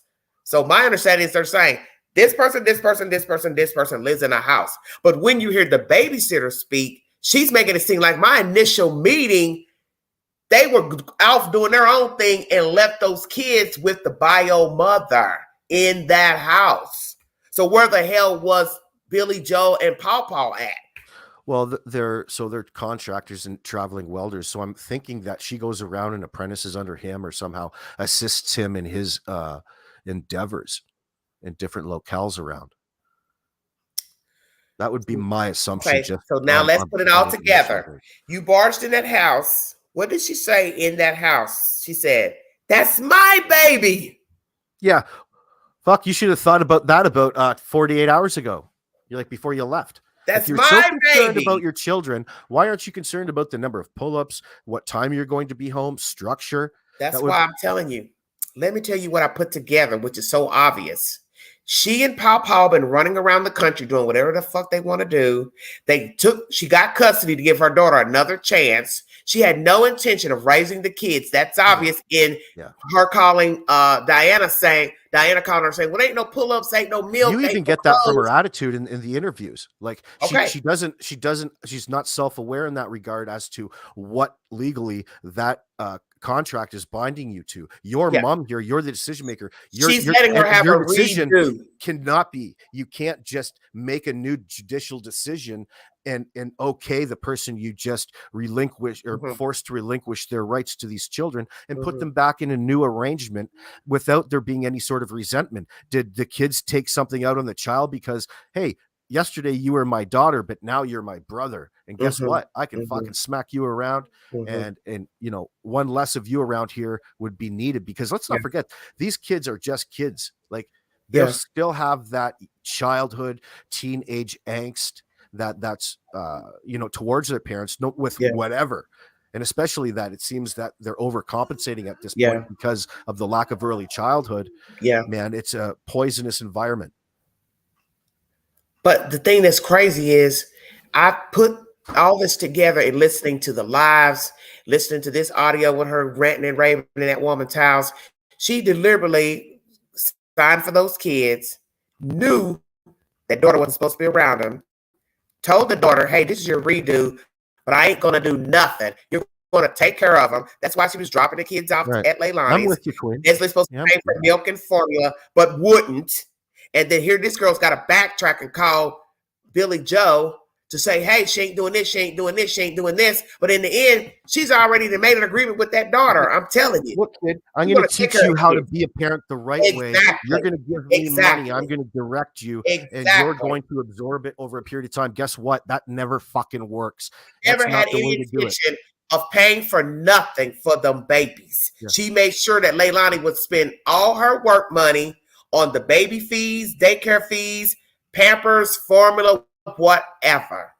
She was wanting to appropriate whatever minimum wage, minuscule money she was making at the liquor store, wherever that she works, and pocket it herself. And you know what I'm saying? She was turning her little operation into a business. It's almost essentially looking at you're like a pimp for your daughter, overseeing her mistakes and enabling her lifestyle. It's okay. Don't worry. I'm still a mom. And when I need to step in, I'll step in. So it's just an operation of convenience at this point. Let me ask you this. It's not actually Do you think she charged them rent? Do you think she charged them rent? Oh, I'm sure she wanted to. What, do I think that she ever saw that rent? No. Yeah. She's trying to get this money to pay the babysitter, you're not paying rent. Try to, okay, you can't even do that. How could you ask the person you just asked to give up custody of your children so you could take over motherhood and then ask everybody for child support and rent? No, you cut fucking strings at that point. Get out, get a job, get your life on track, and give me a call when the kids are fucking 18. Yeah, she had no intention to have them, and you can come visit them. If there's a problem, there's a problem. I think Billie Joe was trying to do the right thing, maybe in her own mind, but she didn't follow through, if that's the truth, because it's obvious from that Facebook post and that woman speaking about how she met them and came to meet them. Originally, the meeting was with Billie Joe, not Leilani. You think the mom was getting a check for having wasn't it custodial rights? Or yeah, all the benefits will be coming to grandma because. But you got to remember, she's probably making a decent pay. She wouldn't be getting no welfare check, possibly. I don't know. It depends on the state. No, but there's tax benefits, and especially if there's an emergency situation that you had to take custody. Yeah, there's money that can be appropriated for you in the municipalities, no matter where you. She didn't say one thing. We do know she wasn't around. That's been told already originally. She wasn't around, so that means she left that kid, her own daughter, in the house to raise those children. She had no intention of raising those kids. She just signed the documents. That's really all Billie Joe did. You think that's more money than the daughter would have gotten on welfare or whatever benefits? What you mean? Like if the mom takes over the rights and she starts getting a check, would that be more money than say the daughter would getting help with like assistance? I don't know. See what I mean? She wouldn't get any assistance. The daughter's not going to get anything because she doesn't have the children. She would only get something for the baby.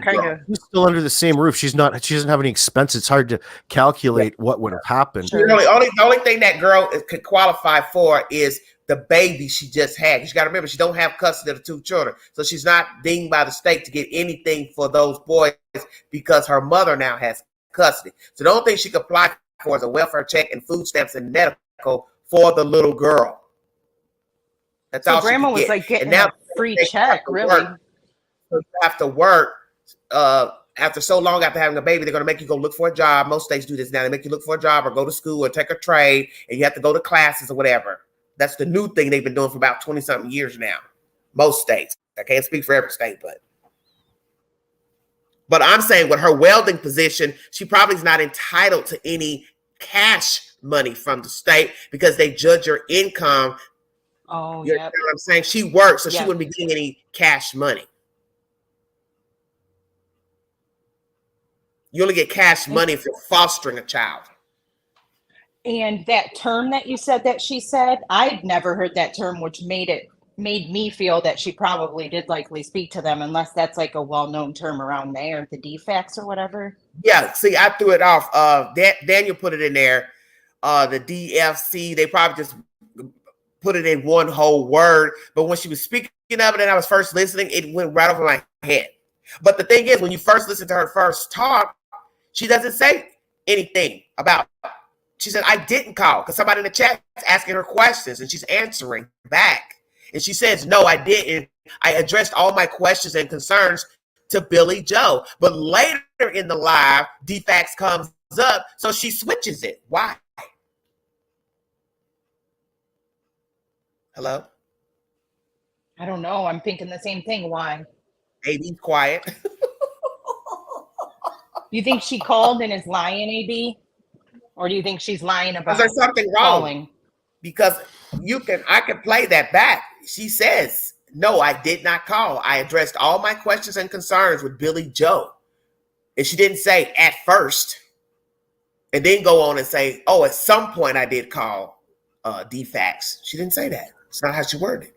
Well, how much of a difference in time was there? Like, it couldn't have been with all of this. She said she's only kept, look, one story says 6 months, another article says 10 months. So which is what? See, this is where I'm starting to get with this. When I start getting irritated, which is it? You had them for 6 months or you had them for 10 months?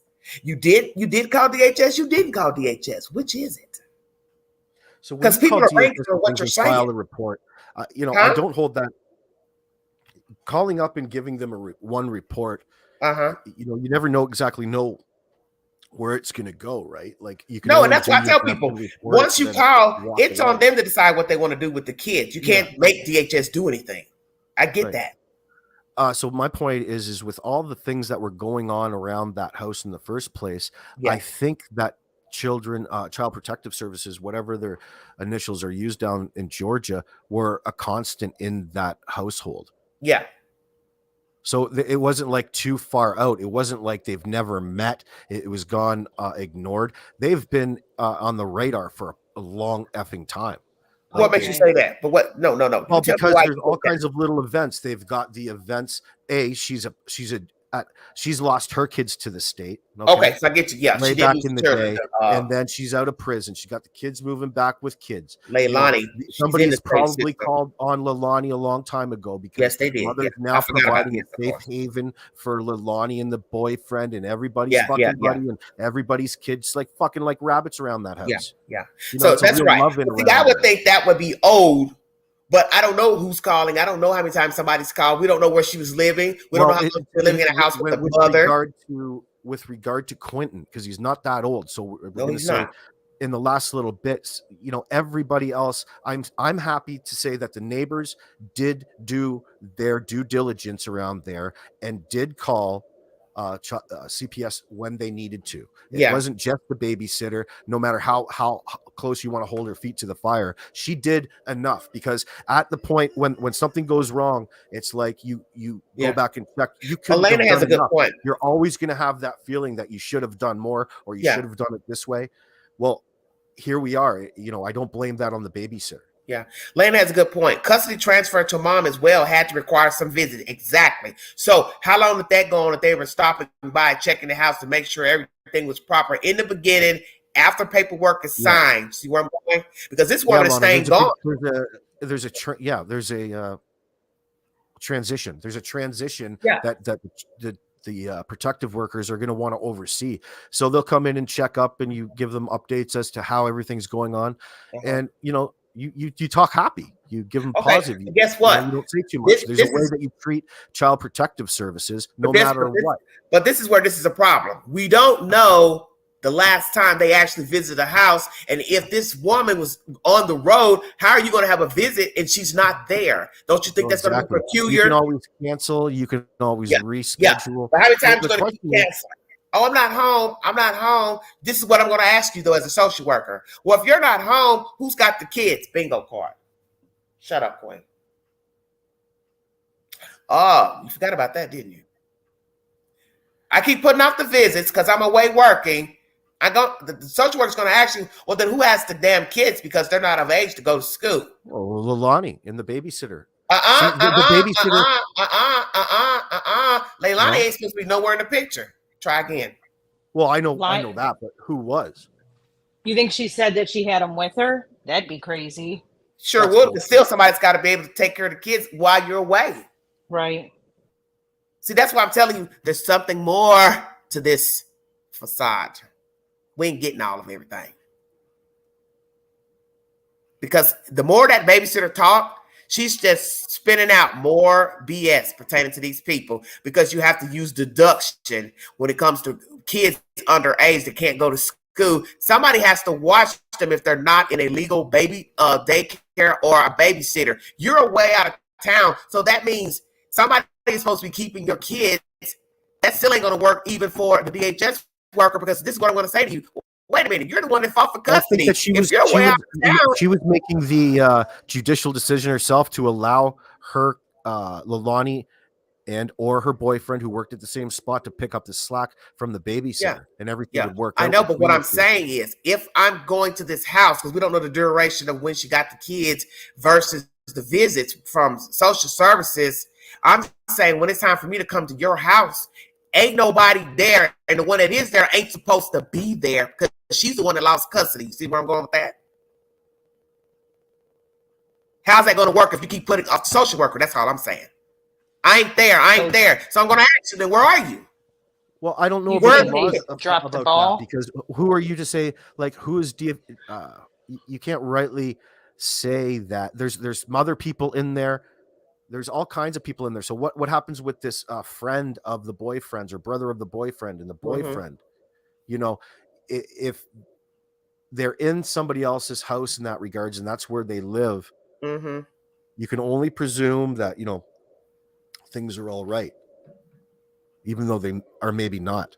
Yeah. Well, I just ask the questions that's obvious. Once a person lets me know that the mother who steps up to take the kids is out of town working, first thing I'm going to say is, if a social worker 21 and 22, somebody's got to be teenage kids. They're not teenage parents.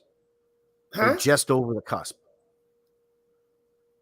What, AB? Well, I'm thinking about when that state worker walks up to the house, and you're worried about them being in there with the child that they just given up custody. That's actually more common than you think. I'm not saying it's not common. What I'm saying is, if I took your kids away, and if the stipulation in the paperwork, because we don't even know what it says, common sense would tell you they don't want you around the kids. That's the whole purpose of them taking custody away. So what is it going to look like, Leilani opening the door to a social worker? It depends what the circumstances were. Well, you're right. So if they walked in and said, "Okay, we're going to hypothetical." This is something to say hypothetical. If they went in front of that court and said, "This is what needs to happen now. I'm taking responsibility and the onus. I want to take full custody of these 3 children because, you know, for whatever reason." Or they did that, or was it CPS that made them do that? I wouldn't think. Susanna, how do you know they didn't take the kids away?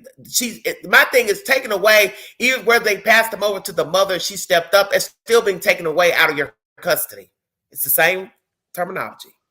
You think DHS is that? Whether they went to foster care or not, they still were removed from the mother's custody. That means they were taken away. You think they dropped the ball? That's Susanna. Billie Joe said that DCF was not involved in the custody. Okay, well, you have to wonder about that, because the whole reason for shifting custody is to avoid DCF and taking them and losing them into state care. Or else there'd be no point in changing custody.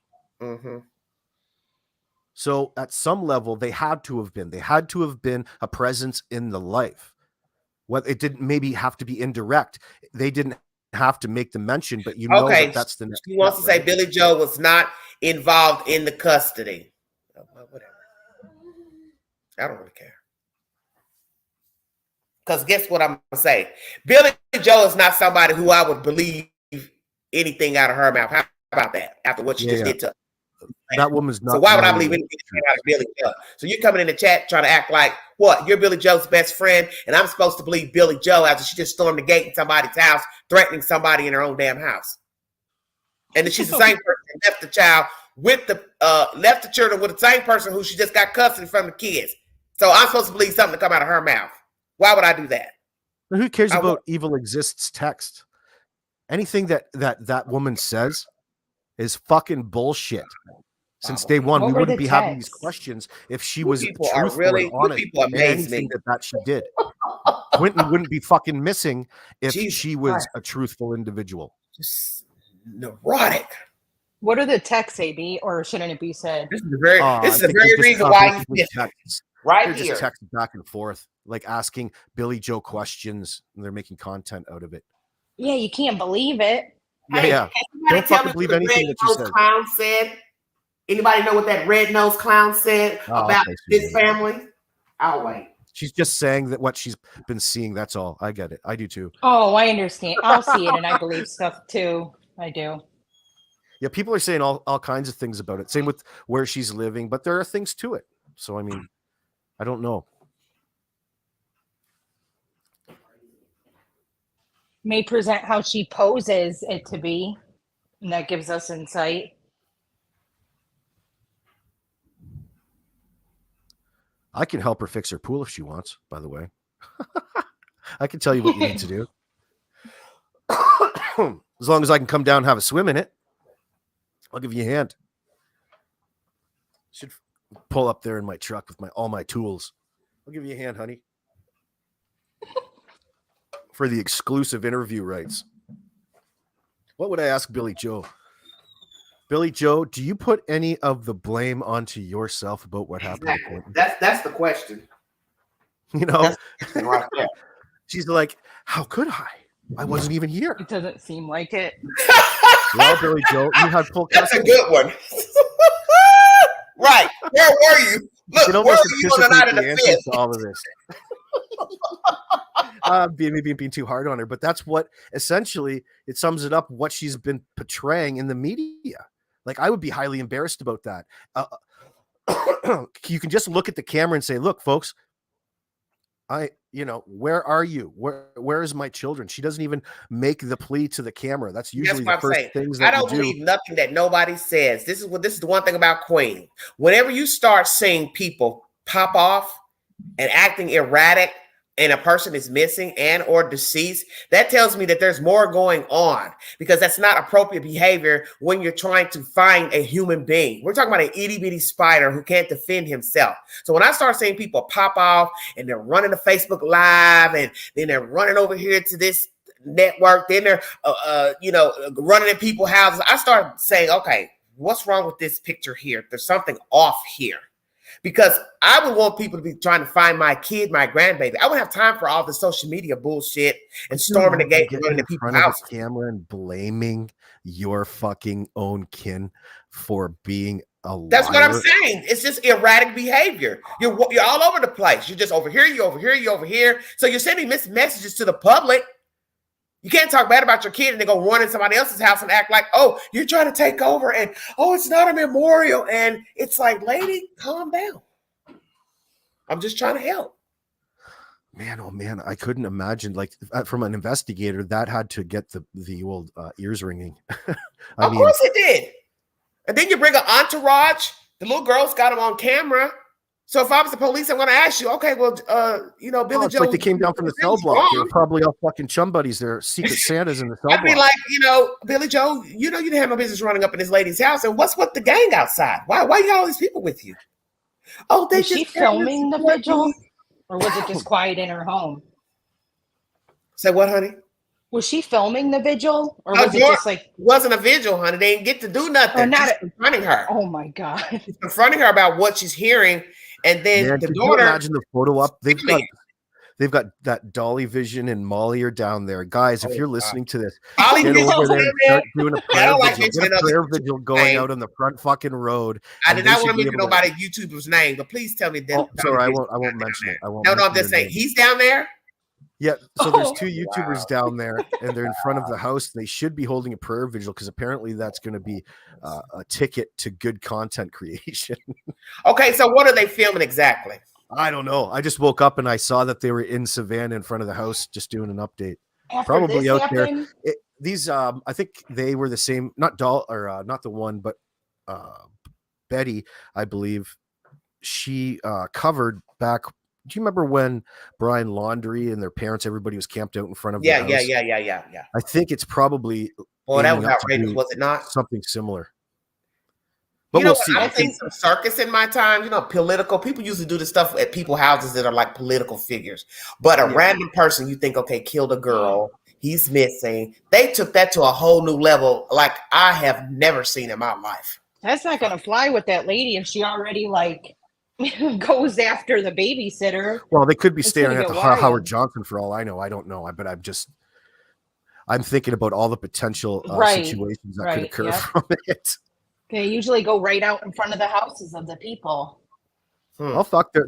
They're looking for a confrontation, I think, and they're probably going to. Why would you want to do that? You can't act like you really care about kids, and then you go do something like that. You know, my friend Chris. Well, I think going off about that.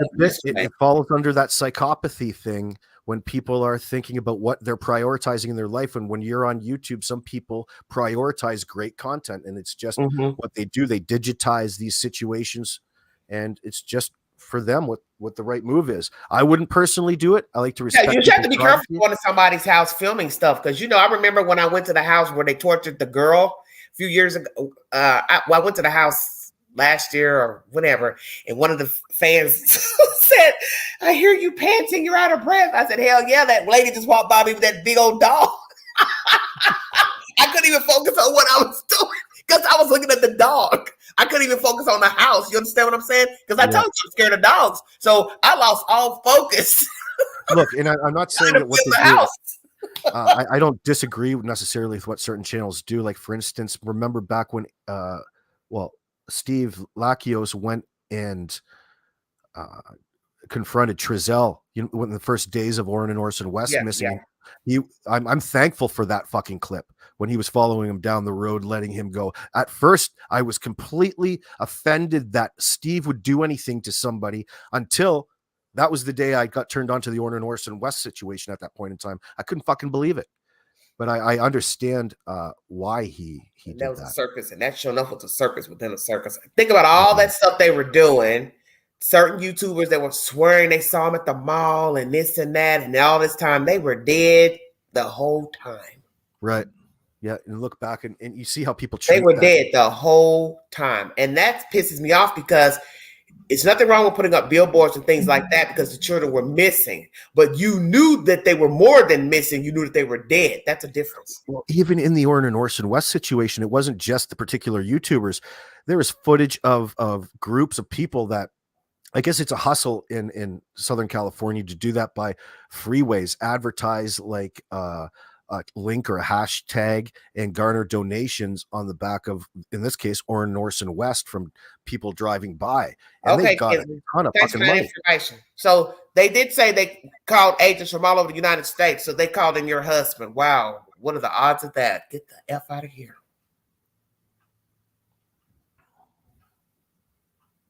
So he's all the way from the West Coast working on this case. Man, that's interesting. Hey, Kinsley. I'm scared for them to say the things they said outside those other houses. I'm really starting to wonder now, because when he made that comment, he says, "We called in agents from all over the United States." At first, I just was thinking, huh? You did what? All over the United States? That is interesting. Jesus wept. What in the hell did they find? Because now my interest is peaked now. So you remember the garbage bags over the window in the luminol? Mm-hmm. Is there something more sinister in the regards of stop unbridled violence? It's no telling with this group. Look at Lizzie Borden running around in people's houses. Well, so it's this old babysitter, the one before Diana Queen, that was talking about this NyQuil in babies' cups, this element of sedation of children. Dear God. I just can't believe how people behave. I mean, we've all popped off. I mean, I popped off a week or so ago, 2 weeks ago on somebody, but I had every right on that. They was making up stuff, but just randomly running in somebody's house. I ain't going in your house. Kip Rich. But I ain't running in your house. Screaming, "What have you done to the baby?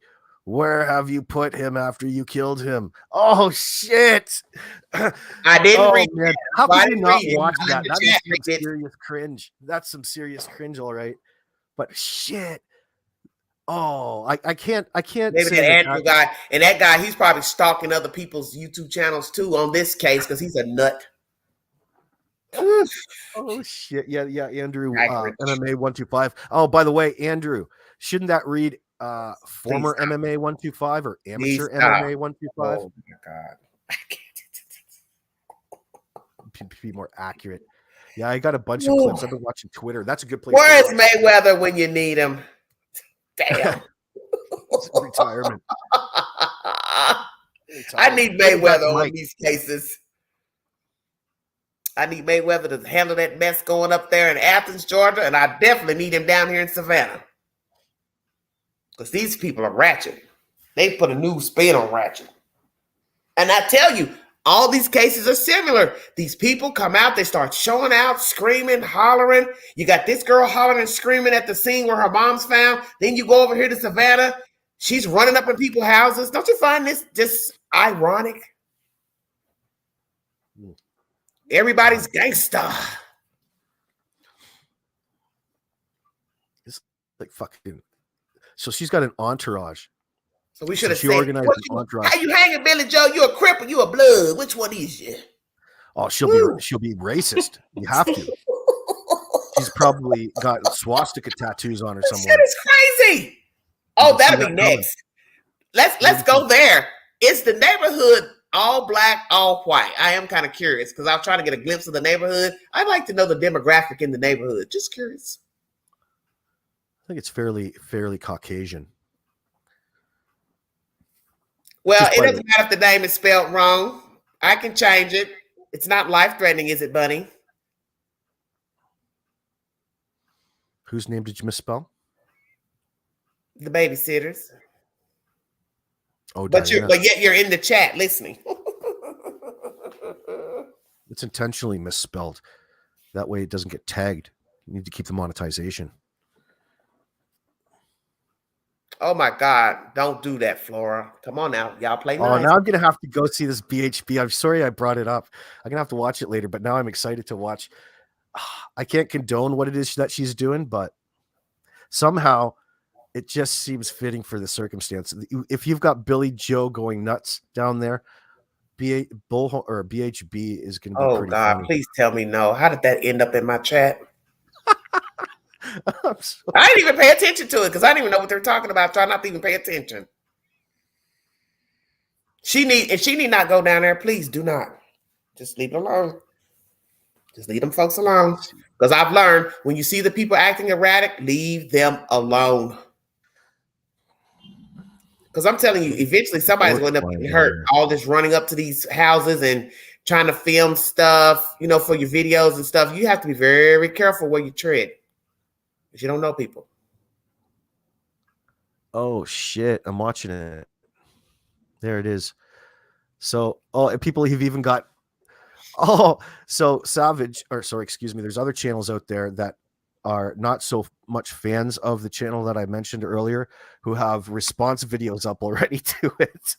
So, man, some action down there in front. I wonder when it's going to kick off, Queen. It should be kicking off relatively shortly, I would think. AB, I'm not listening to you. Okay. Is the police there right now still? I don't have that in the chat earlier. It's not live. There was on about 7-8 hours ago. Right. Very good point, Lana. Everyone's watching, but baby is still missing. It's messed up. Yeah, I know that. That's the whole point of this story. Is that the focus is never on the child. That's the whole reason why we're talking about them. That's the whole reason why the child's missing, because they were never the focus. I've said that with Cal City. I've said that with Summer Wells. They're always the same. Always drama ensuing in the midst of a missing child. Why? When your focus should be the child. All that little extra stuff everybody's doing is ridiculous. You already got neurotic people in the family, neurotic bio family. Then here comes the social networks wanting to jump in on it. It just becomes a 3-ring circus. Queen, I might add, since this is down in Savannah, Georgia, I'm going to have to say that if I had to make a short list of all the places in the U.S. to move to and live, Savannah, Georgia would probably be on the list, just because I've always had a dream of living on the water. But I Googled them a while back, and they said they don't have enough entertainment. I thought that was interesting because I Googled that not too long ago. Must not be tuning into your show live from Savannah, Georgia. Talk about entertainment as far as going out to pubs and things. The nightlife. They said it wasn't a lot to do down there because of the crime. I think they've got some issues with crime in their downtown area. They're not too far from Augusta. Not too far. Well, it depends how much money you got, isn't it? Depends how much the cash you got down there. Those issues, those places, those people like to spend a little pocket change. But maybe you like to move to Tennessee. It's a little cheaper here. That's why people are moving here from California. Landlocked. We're the new hub now for Californians. I would put a bid on in that 110 Ben Hill Road. That's a good spot to build. You know what? I can't. 11.2 acres there with hardwood. Oh, Lord have mercy. All the riffraff, they chased all the riffraff out. No more Wells. No more Jody Sue Brown. You know what? I mean, the price is and you can buy you a nice little cheap golf cart to get around because ain't shit to do out there in Rogersville. Yeah, there's actually Coleman has a 2-person golf cart or was it 14? So all you're gonna go is to the Dollar General, the Walmart. I don't know how far the Walmart is from where they live, but all I can say is you ain't gonna be going nowhere, just around in a damn circle. or back in the holler. But I wonder how long if I lived in Tennessee till I picked up a draw. More than 10 years. Well, hold on. No. You could have a fake draw. If you just walked in there and you wanted to. Oh, you sure can. Do you think I could just start making up a draw and talking? Well, give me your best impression right now. Howdy, partner. I'll have a whiskey. Oh my God. That's the best you got. Well, that's my. Well, you got to start. What you have to do is you have to cut your words up. Instead of saying window, you say window. Window. Right. I just threw it out the window. And a whole lot of y'all. I was laying on my sofa. You know what? I say Chesterfield. Yeah, because we ain't using Chesterfield down here. I don't actually. Don't bring that Canadian talk. I was watching my UK stuff. I always will post that when I go when I watch my little British TV shows, and I'll go on and I'll tell the fans, this is where I am right now. And I found this really nice show called Ugly House, From Ugly House to Lovely House. Have you seen that? No. It's stopped running. Sounds like something that'll be on the Home and Garden Network. Yeah. Well, it's you can find it in the YouTube queue or right, one of these other little free apps. But anyway, I like it because all those houses in the UK, they're all look the same and they're all connected, which I can't stand most of them. So they go to these people's homes and they're revamping them because they all do look alike. They all mirror each other. So they're going in, changing the facade of the homes, the back, and I'm telling you, they did some wonderful remodels. They've got architects to come in, and I like watching it. It's soothing to me. That's what I do when I'm not doing this mess right here, because this right here gives me a headache. Well, it must be nice not having any kids. See, I would be torturing myself if I looked at that, because anytime that I clean up around here, it seems that somebody fucking goes over it and just trashes the place. It's a never-ending cycle. Oh, so you got small children? Yeah, I got kids. Well, special needs. Yeah. We're not afraid of making a mess. So I don't have any small children running around. And let me tell you this: after watching this, I have told people there will be no babysitting. I will not do it. I did it a few years ago. A relative of mine had 2 small children, and you wouldn't believe what a 2-year-old could get into. This little heifer goes up to the front door and pulls the door stopper out of the wall. And I looked at her and I said, huh? You didn't use NyQuil? Hell no, I'm not going to jail for giving nobody baby.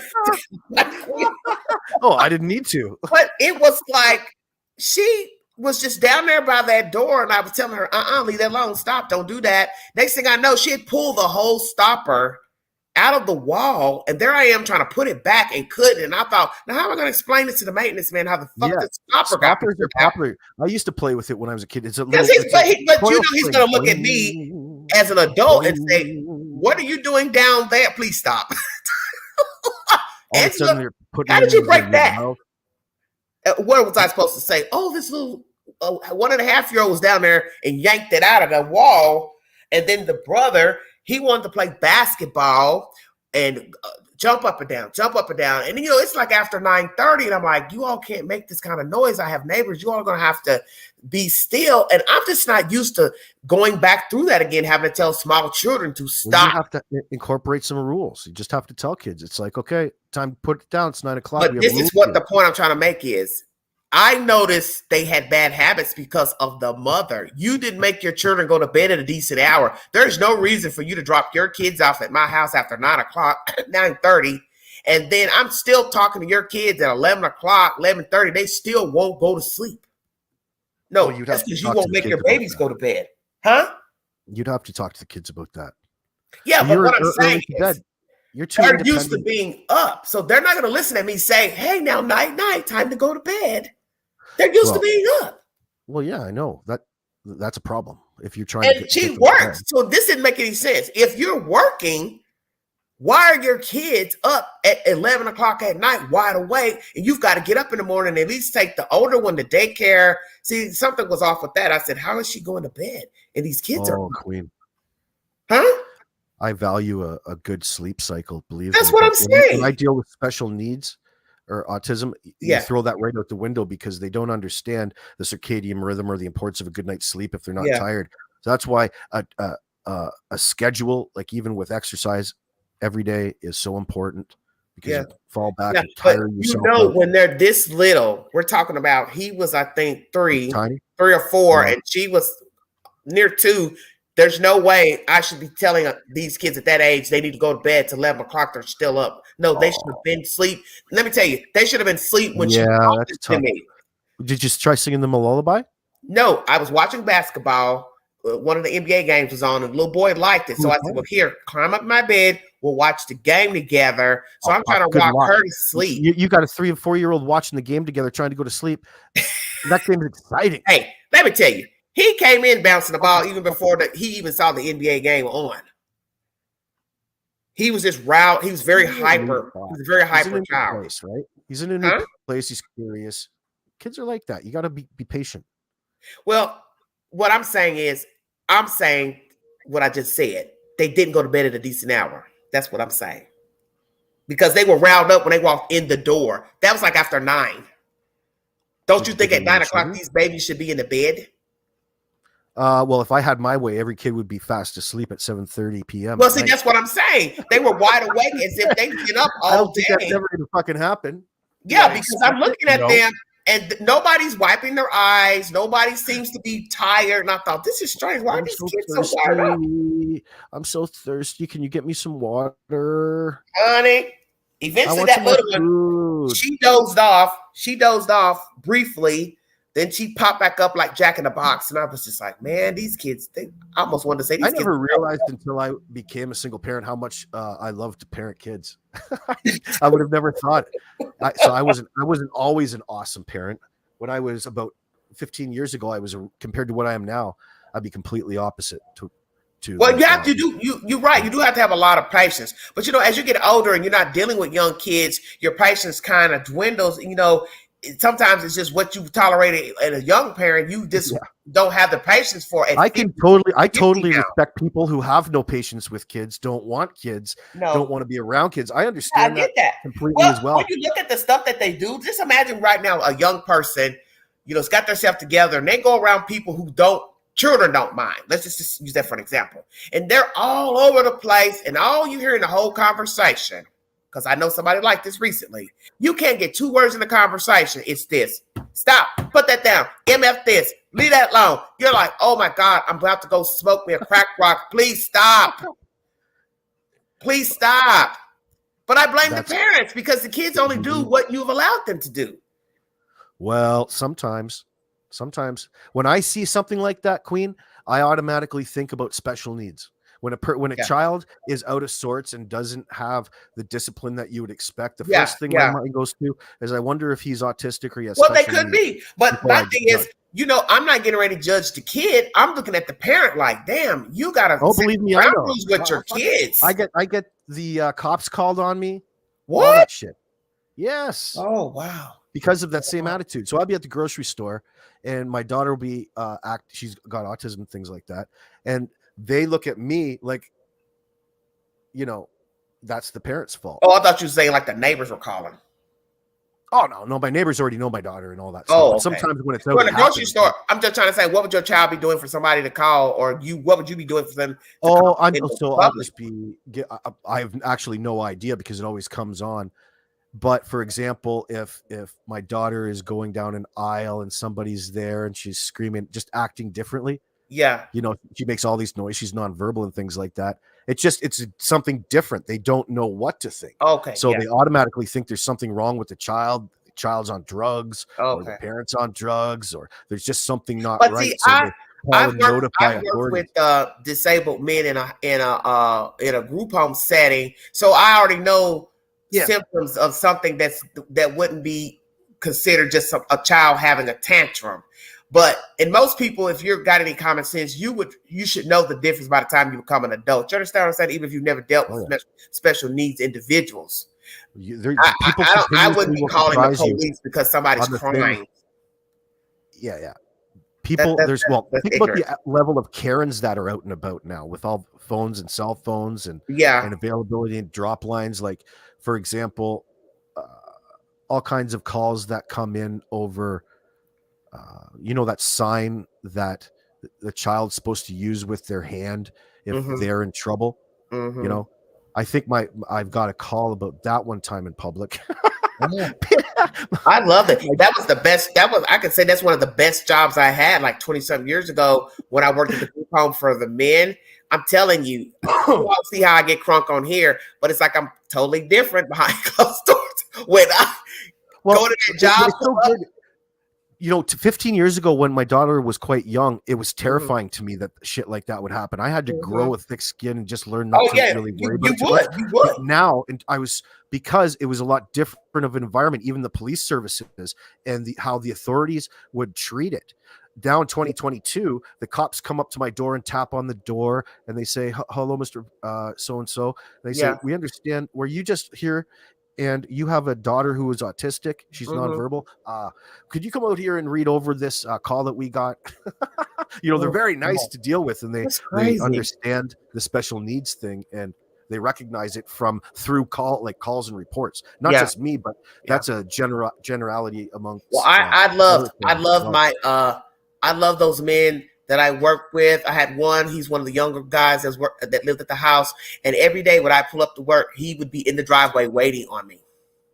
He would be in the driveway waiting on me. And I'd get out and he'd be like, "How are you, Miss Angie? Did you have a good day today?" And I'd be like, "Yes. How is your day?" Listen, that's what was so weird about him. He was the most volatile one of the men. He was the youngest one.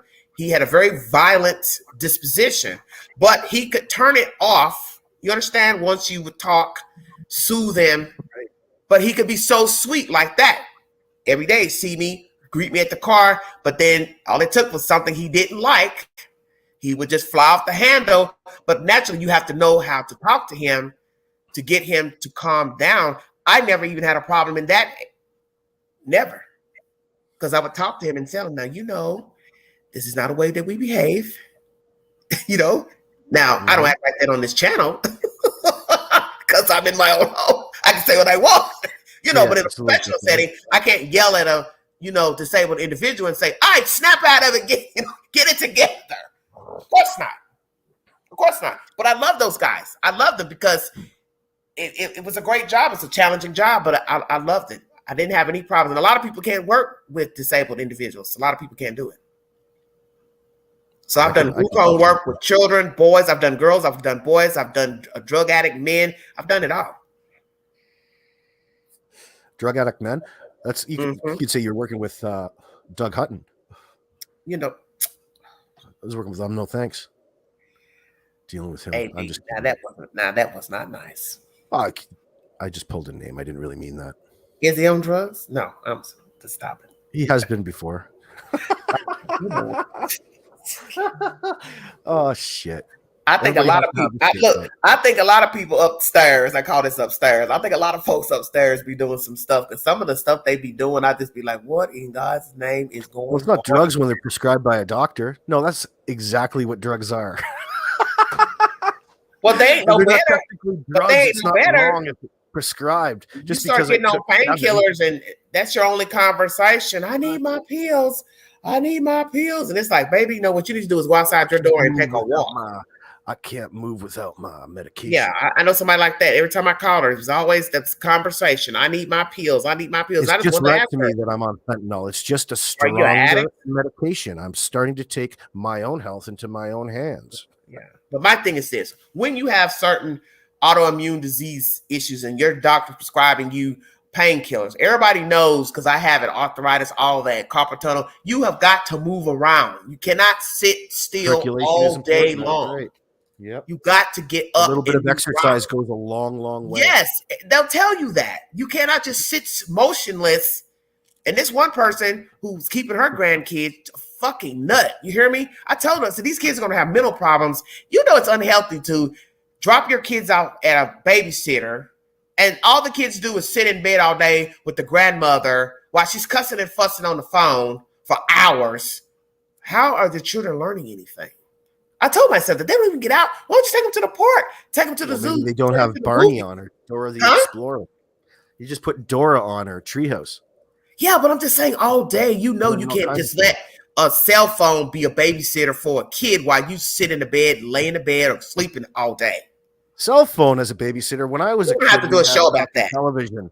Since you're talking about this subject, we're going to have to do a live pertaining to the babysitter who sits in bed all day with the grandchildren. How about that? Who's a babysitter sitting in the bed all day with the grandkids? Somebody that I know. Oh, just somebody that you want to troll. Oh shit.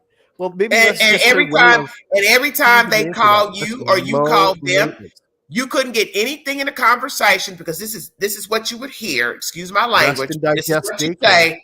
Stop, MF. Stop that. You little badass nigger. You fuck you. Stop this. The whole conversation. It's disrespectful. You can't curse at children. I've got a potty mouth, but I know not to call a child a little nigger, a little MF. You see where I'm going with that? Well, so actually, you shouldn't do it, but everybody has probably done it either under their breath or in their mind. But yeah, but you can't keep calling kids names because that's going to stick with them. And I knew something was wrong because here's sign number one. When we went on our outing, met this goofball at the mall. We were going to go to the movies. The little boy, once he saw me, at the end of the evening, he was like, "Can I go home with you?" And I said, "No, baby, you can't go home." He's like, "Well, why not? Well, why can't I?" That struck me, man. That hurt my heart. Because that let me know he ain't liking where he's at all day. Right. He don't want to sit in the bed with you while you're doped up on pills and acting like you're achy and so, got all these fucking health problems. And then you're cursing at the kids all damn day until their mother picks them up. You see where I'm going? And then the mother, I think she's a little bit out of touch. They recognize that. My parents stifled me as a child. The first time that they got me a babysitter, I was like 6 or 7. Yeah. And I was outraged in the summer because the babysitter would spend all day on the phone and we never got to fucking do anything. I don't want to sit inside. I want to go and hang out with my friends. That's what I'm saying.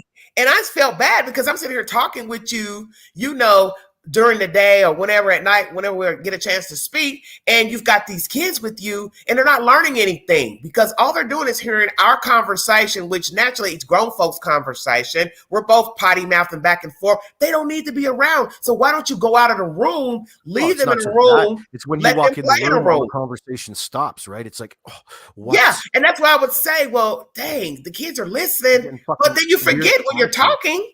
You forget, okay, she's got the kids. You don't know what to say. So you just keep on talking because the kids aren't getting ready to leave. My thing is, why not go in the living room and talk to me or put your kids in another room? An apartment. Huh? Does she have a place in the backyard to play? She lives in an apartment complex, but allegedly she's supposed to have like 4 bedrooms. So I'm like, why the children can't have their own little room to play in when they come visit? Why are they in the bed with you? Every time I talk to you, they're in the bed with her. I thought that is so dysfunctional to me. And you're the babysitter? She's a grandmother.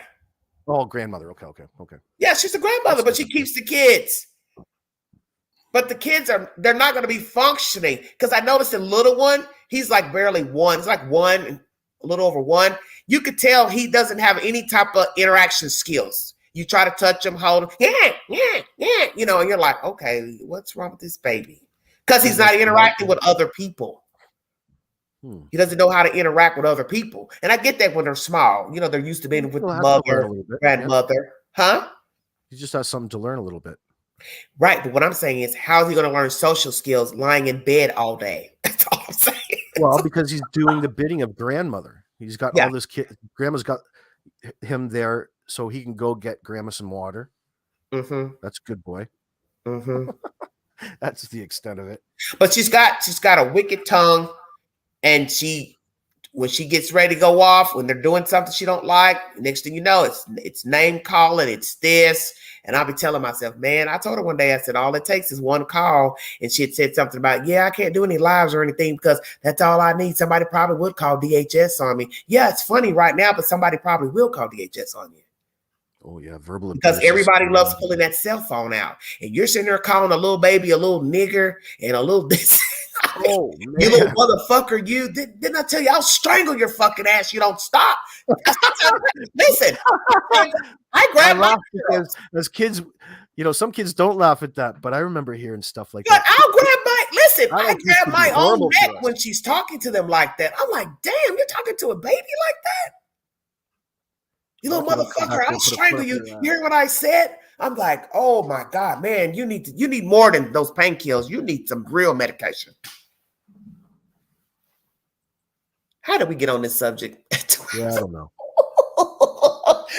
That's the one thing about my lives. Some people come in and say, wait a minute, I thought you were talking about. You're talking about having a live about the topic. Hey, woo. Let me tell you something. I tell people, if I could spend some stories on here, baby.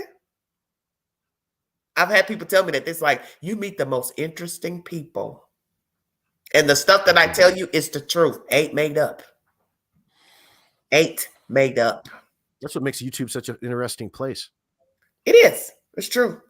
It's true. Oh my God. Just so what do you think? How do you sum it up with Quentin here? What do you think the evidence is going to be? I don't know. I'm really scared to even ask, tell you the truth. They probably, it's just probably, well, there's probably a lot of evidence. You know how it always is. It's like a million-piece jigsaw puzzle. Yeah. And when you know somebody's lying in this circumstance at this point in time, you know, you have to do your job. You have to be as professional as a public servant as possible during the time. So that means going through the motions, saying the same old rhetoric. And then when things start to come back, you can start to really be honest with the crowd and start to give them a good understanding of what it is that we're looking at here based on, this new piece of evidence. Well, new to that particular person. Yeah. So he's trying to, as they do, just control what's coming down. I think what's going to be interesting is what they found in the phone of Leilani and Billie, Joe, and that boyfriend versus what you're probably going to hear is Leilani, all these calls back to Grandma Billie Joe. But that's what I said. That's what's going to be interesting. Will they match? But will they match what she has said in her live pertaining to the conversation of that morning? Oh no! You know what I'm saying? No. Really? They're going to lie about calling her? Well, it's going to appear backwards in that regards to what you just said. Okay. The lies are already out. The lies have already been said and stated. Maybe they're ongoing, but the information that's coming is the reality, and it conflicts with what they've told investigators thus far. Okay. So let me ask you this. Do you believe they sent those messages and calls to her that morning about not coming? And then have you seen the child? Do you believe the babysitter? Do I believe the babysitter about what she said about what happened that morning in the text messaging from Absolutely. 100%. That is the account in my mind. And that's the key to us. Give me your version. Because somebody wanted to try to put in the chat that Danny is the one that texted her. I didn't really get a clear understanding of who texted her.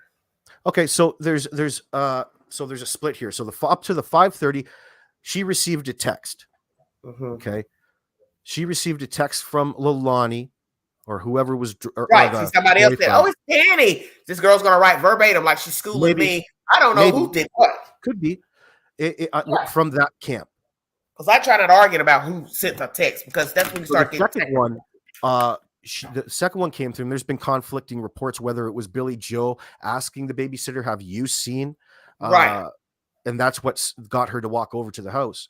Right. So that could very well be. It's not that important, but what's important it is important in the long run, but not to me at the moment.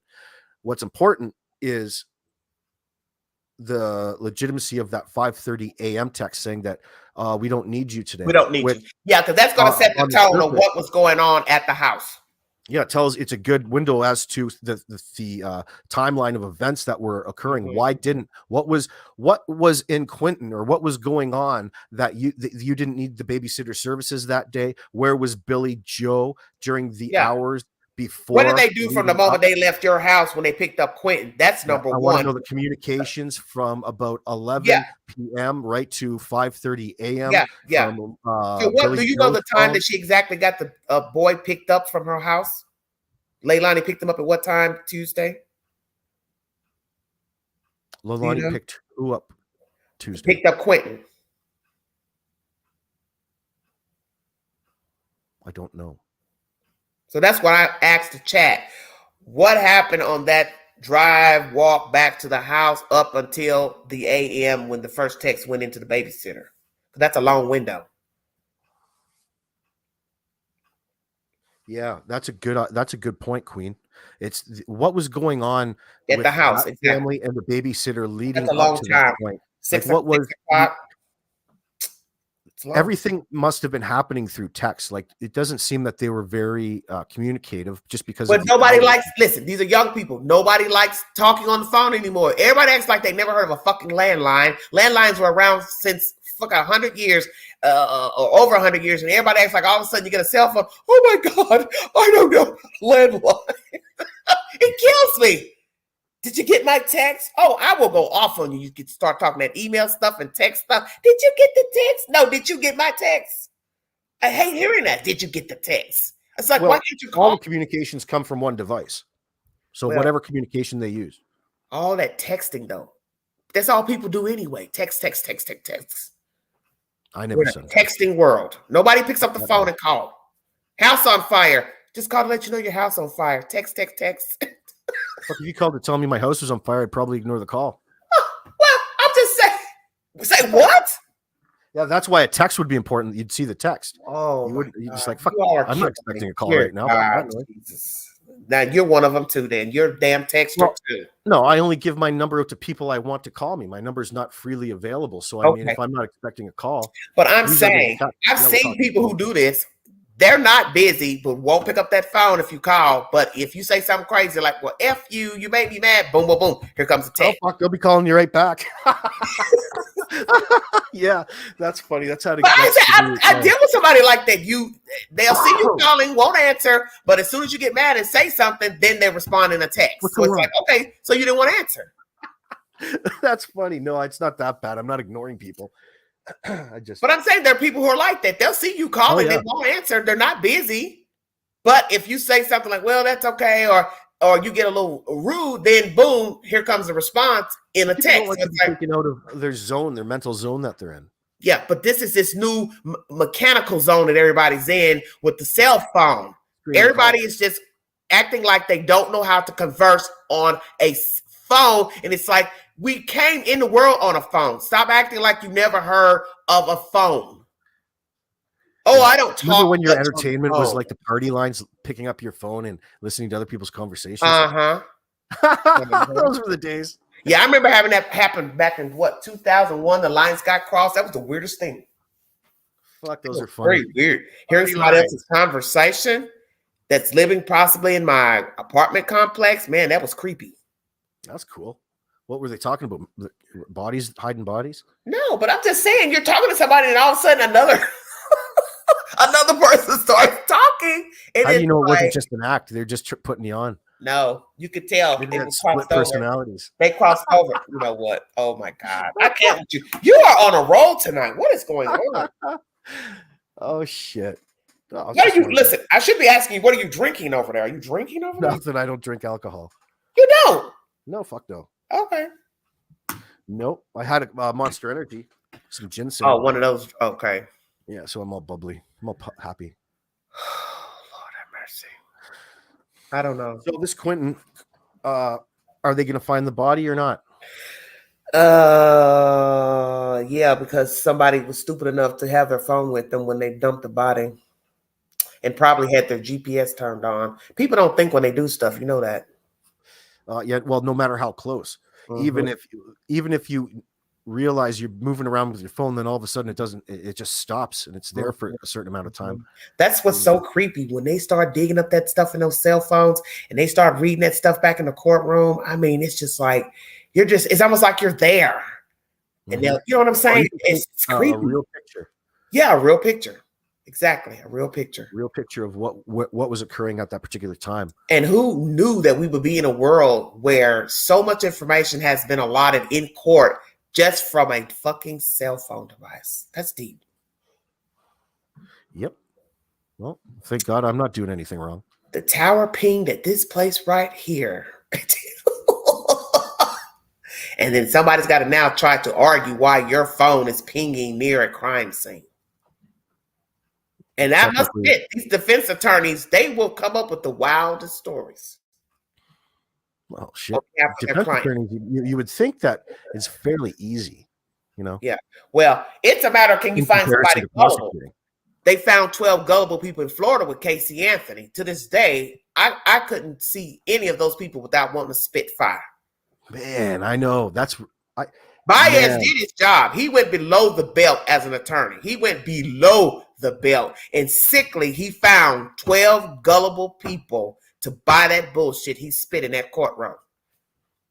You just have to put a question in their mind, right? Well, he did. And he went from the utility worker as a suspect, her brother, her father, possibly the mother. When he got done, these people were acting like Casey Anthony wasn't even the damn mama. That's the part that bothered me. They showed you enough to show you she had some of the interviews from when they came out afterwards. Huh?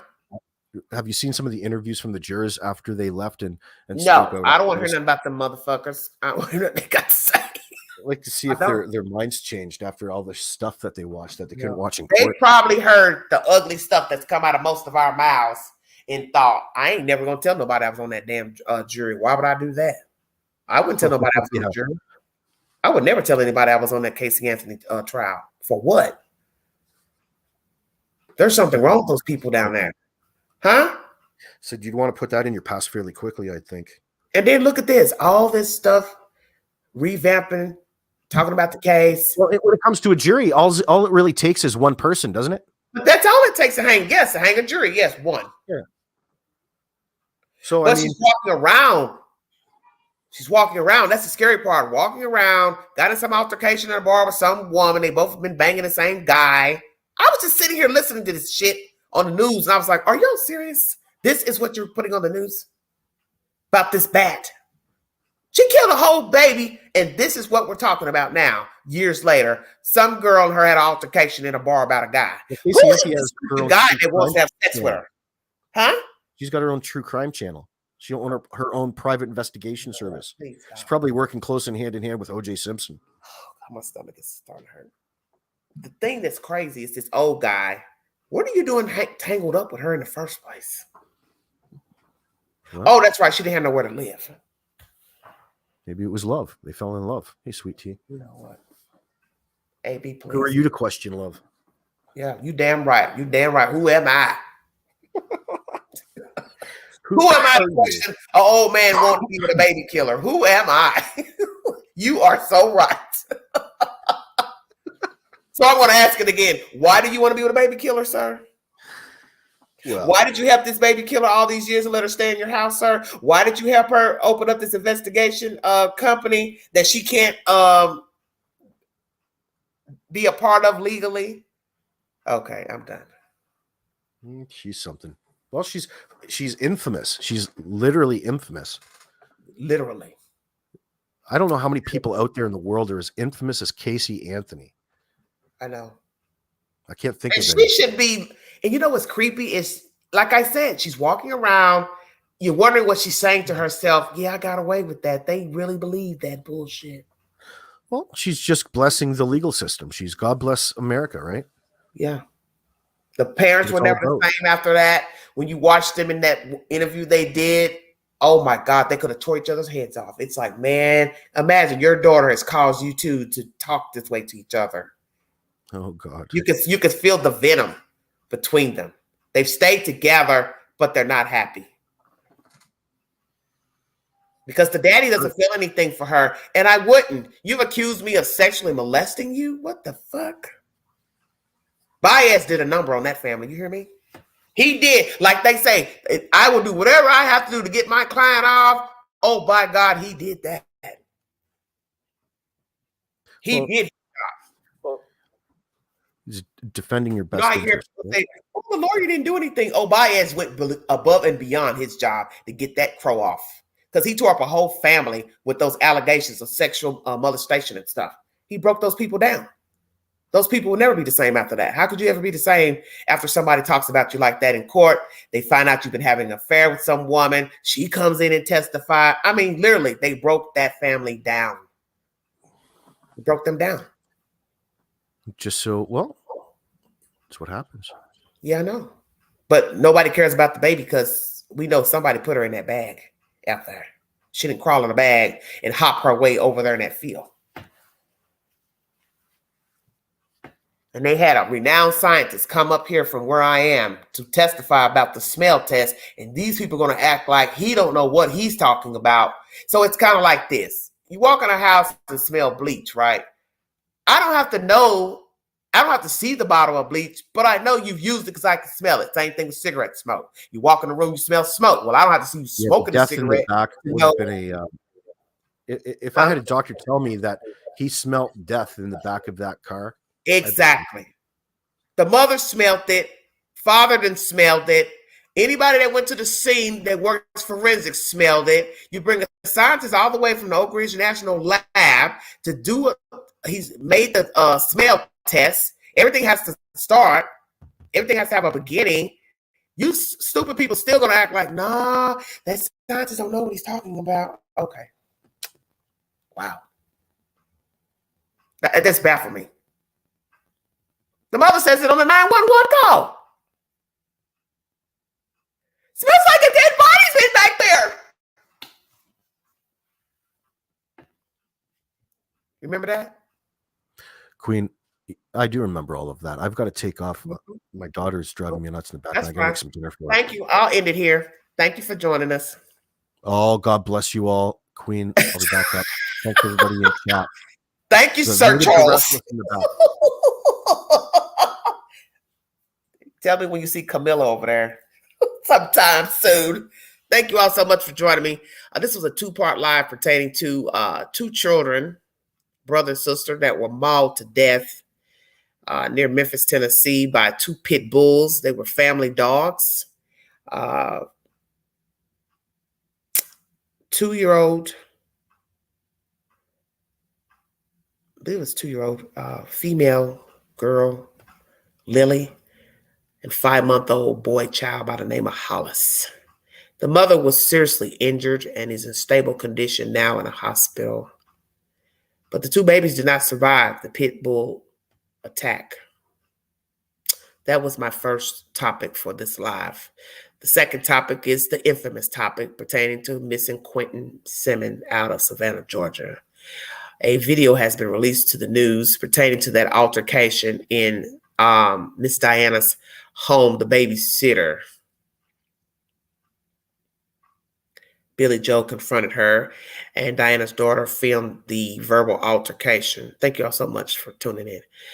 I do not agree with what she did. What she did was very ghetto, ratchet, and under the circumstances of what is going on with a missing child, you would think these buffoons would care more about the child and finding him, pleading for his safe return. But you've yet to hear anything of a safe return from Billie Joe, Papa, or the biological mother, or the biological father, or the boyfriend. different rumors circulating that the boyfriend's taken off. I don't know because I don't have anything to verify any of this. If I don't see it in the news, I don't verify it during my lives. But nonetheless, evidence has been gathered from this said location where they lived. A recanvass of the area has brought forth evidentiary material. I do not know what it is. Naturally, police will not reveal it. 40 new agents on the scene to help in the investigation from around the United States, which is extensive. Why? Why do they need this many people to help out? Guess it's obvious. There's something awry. Cell phones have been checked. What did they find in the cell phones of the family members? Did they give them every phone that they owned and all devices? Will the text messages sent to the babysitter on that morning be in the devices from one of the family members? Who sent the text about the 5:30 a.m. not bringing the child? And then who sent the text or call that, hey, have you seen the child? As I said, a perfect setup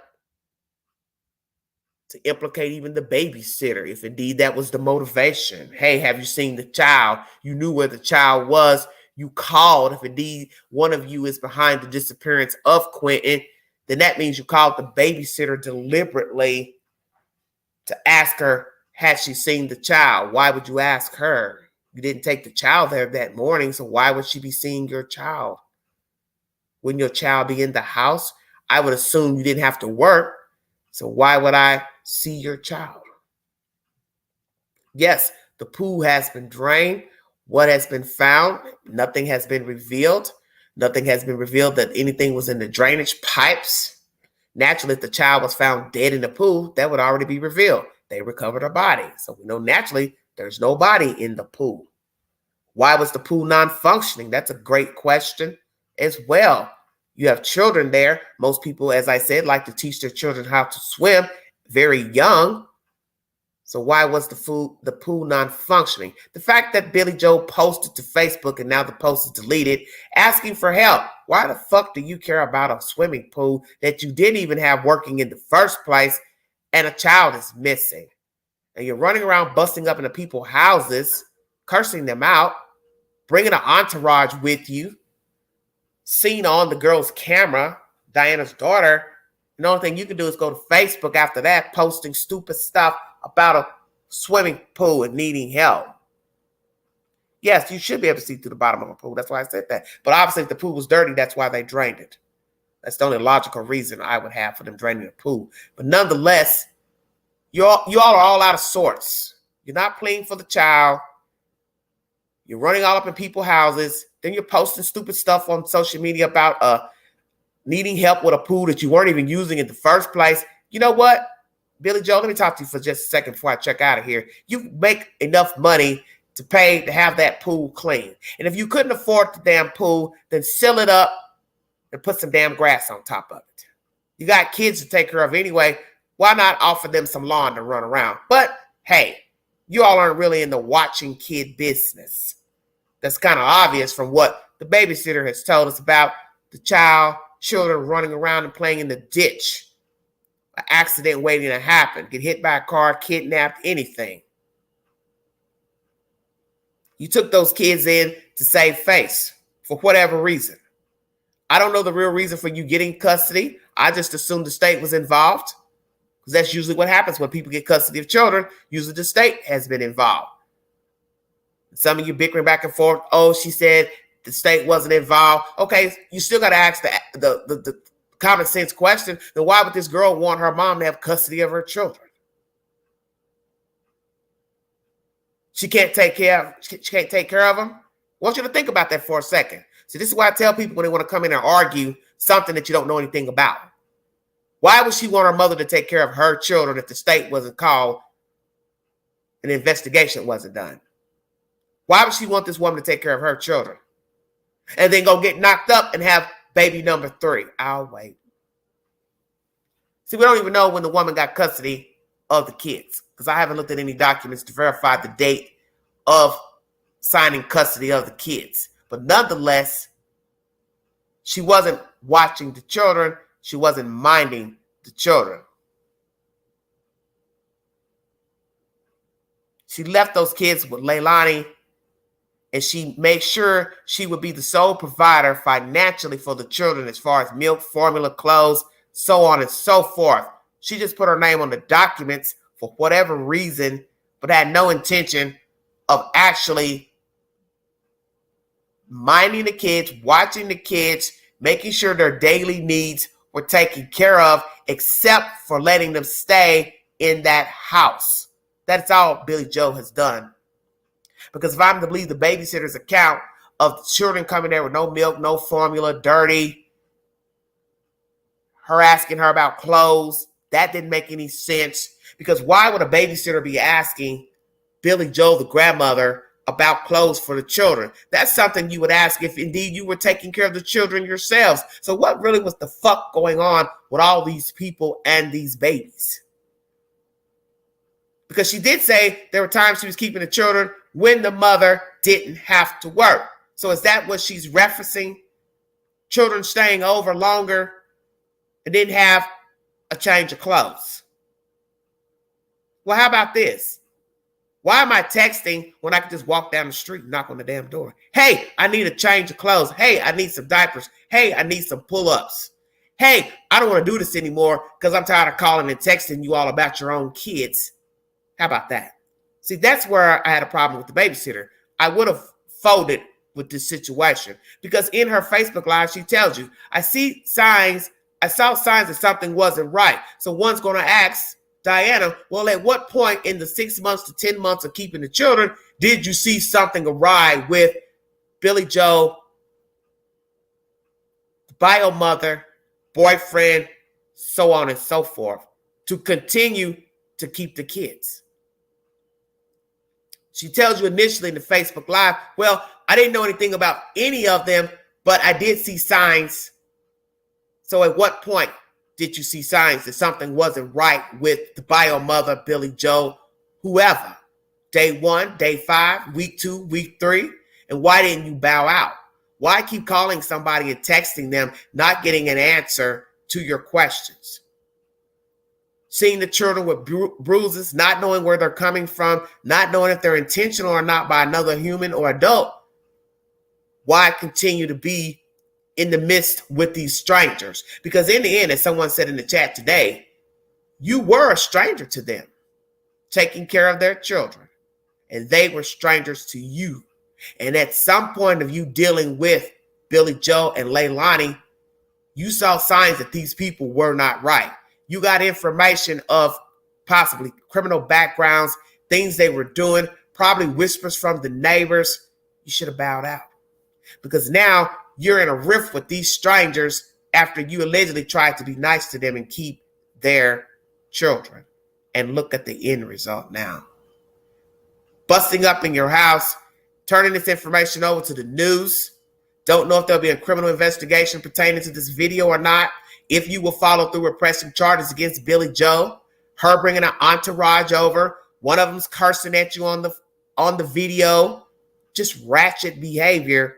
And in the end, baby Quentin is somewhere out here, possibly not alive. And in the end, he also was living in this dysfunction with these buffoons. He and his siblings. Got to count them too. I hear that the two children are not with Billie Joe and the bio mother. They are with an aunt.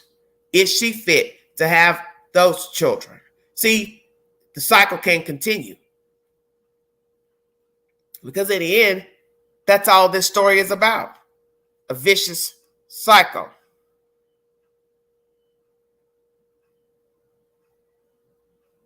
Billie Joe lost custody of her children for whatever reason.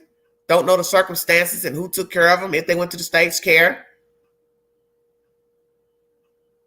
Now she has a daughter living in her house who's repeating the cycle again.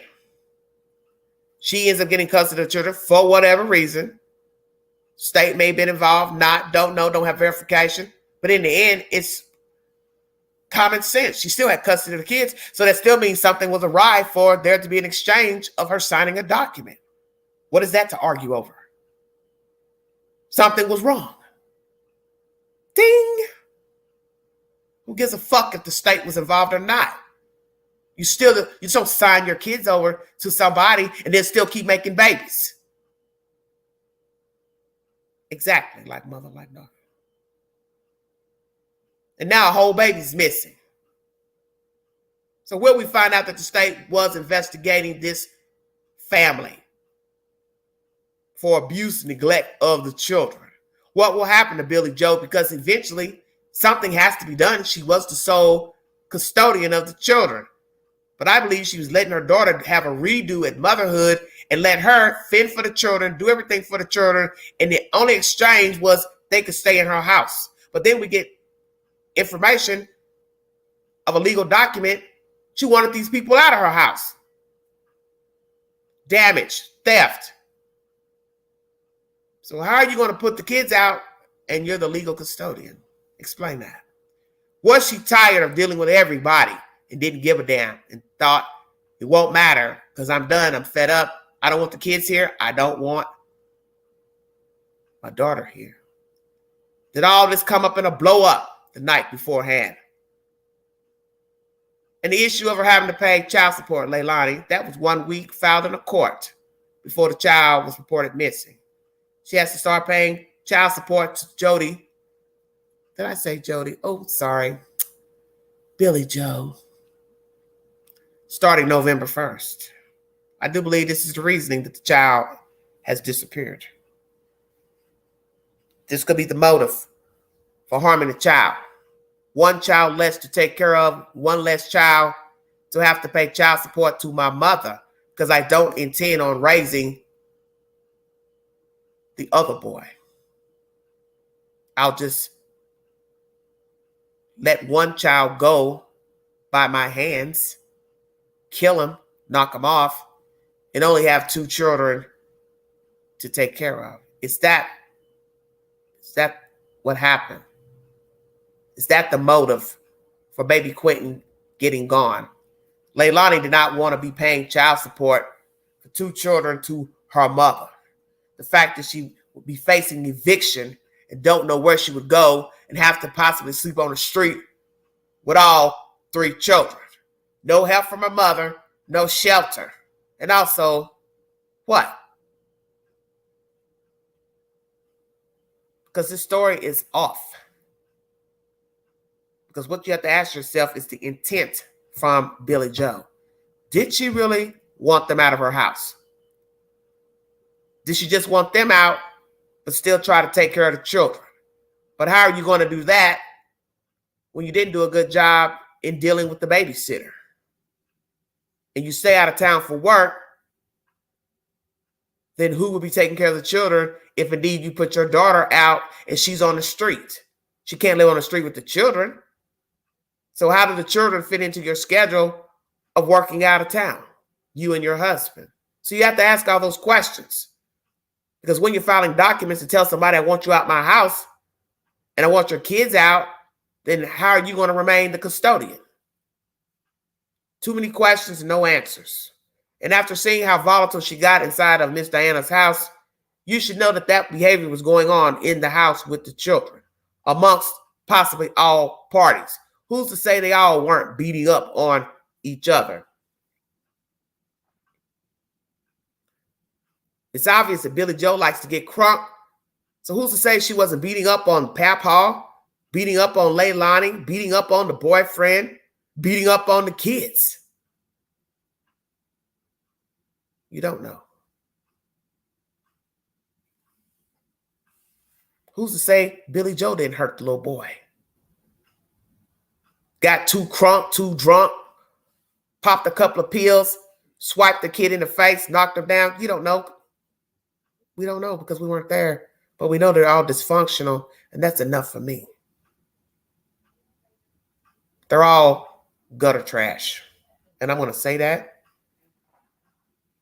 from what we've seen, and the fact that a whole baby's missing, and the fact that nobody's pleading for these children on a news broadcast. Where is baby Quentin? Is he alive? Or is he deceased? And if indeed he's deceased, who killed him? Was it an accident or was it intentional homicide? And how many people know of the circumstances to get him gone? How he got gone? And will they tell the truth? Thank you for joining me. If you'd like to donate to this great network, Everyday Shenanigans, $ Big Angie, 129 Cash App. Thank you for the stickers, chats. Thank you, AB. Thank you, Autumn. Thank you all for joining me. God bless all of you. When I get more content, I will bring it to you, an update to this story, an update to the story of the mother who was injured by the Pitbulls. Both children are now deceased. Both dogs have been euthanized. Please go to my community board for the said information for both informations in this live. And please take the polls pertaining to baby Quentin. Who killed him? Who hurt him? Who harmed him? Who do you believe? Do you believe the babysitter's account of her dealings with these people? Did she ever call DHS about baby Quentin? Or is she lying? What is the truth? Will it matter? Be the judge. You be the judge. If you see something, say something. Be a part of the solution, not the problem. Mind the children. Happy Hump Day, everybody. Remember, you may not want to get involved in people's personal lives as to not have to testify in court, have your own past brought up, because that's another reason why people don't like testifying. Retribution from the people involved in the case, especially involving abuse, neglect of a child. But know that if you don't say something, you can always remain anonymous. And if you don't say something, it could end up a story such as baby Quentin, Summer Wells, Cal City, Taylor Rose. All you had to do was make one phone call. Children could possibly be alive today. One anonymous phone call. And if you thought that was not enough, then you call the police. And you can continue to call if your spirit can't rest. Thank you for joining me this Everyday Shenanigans.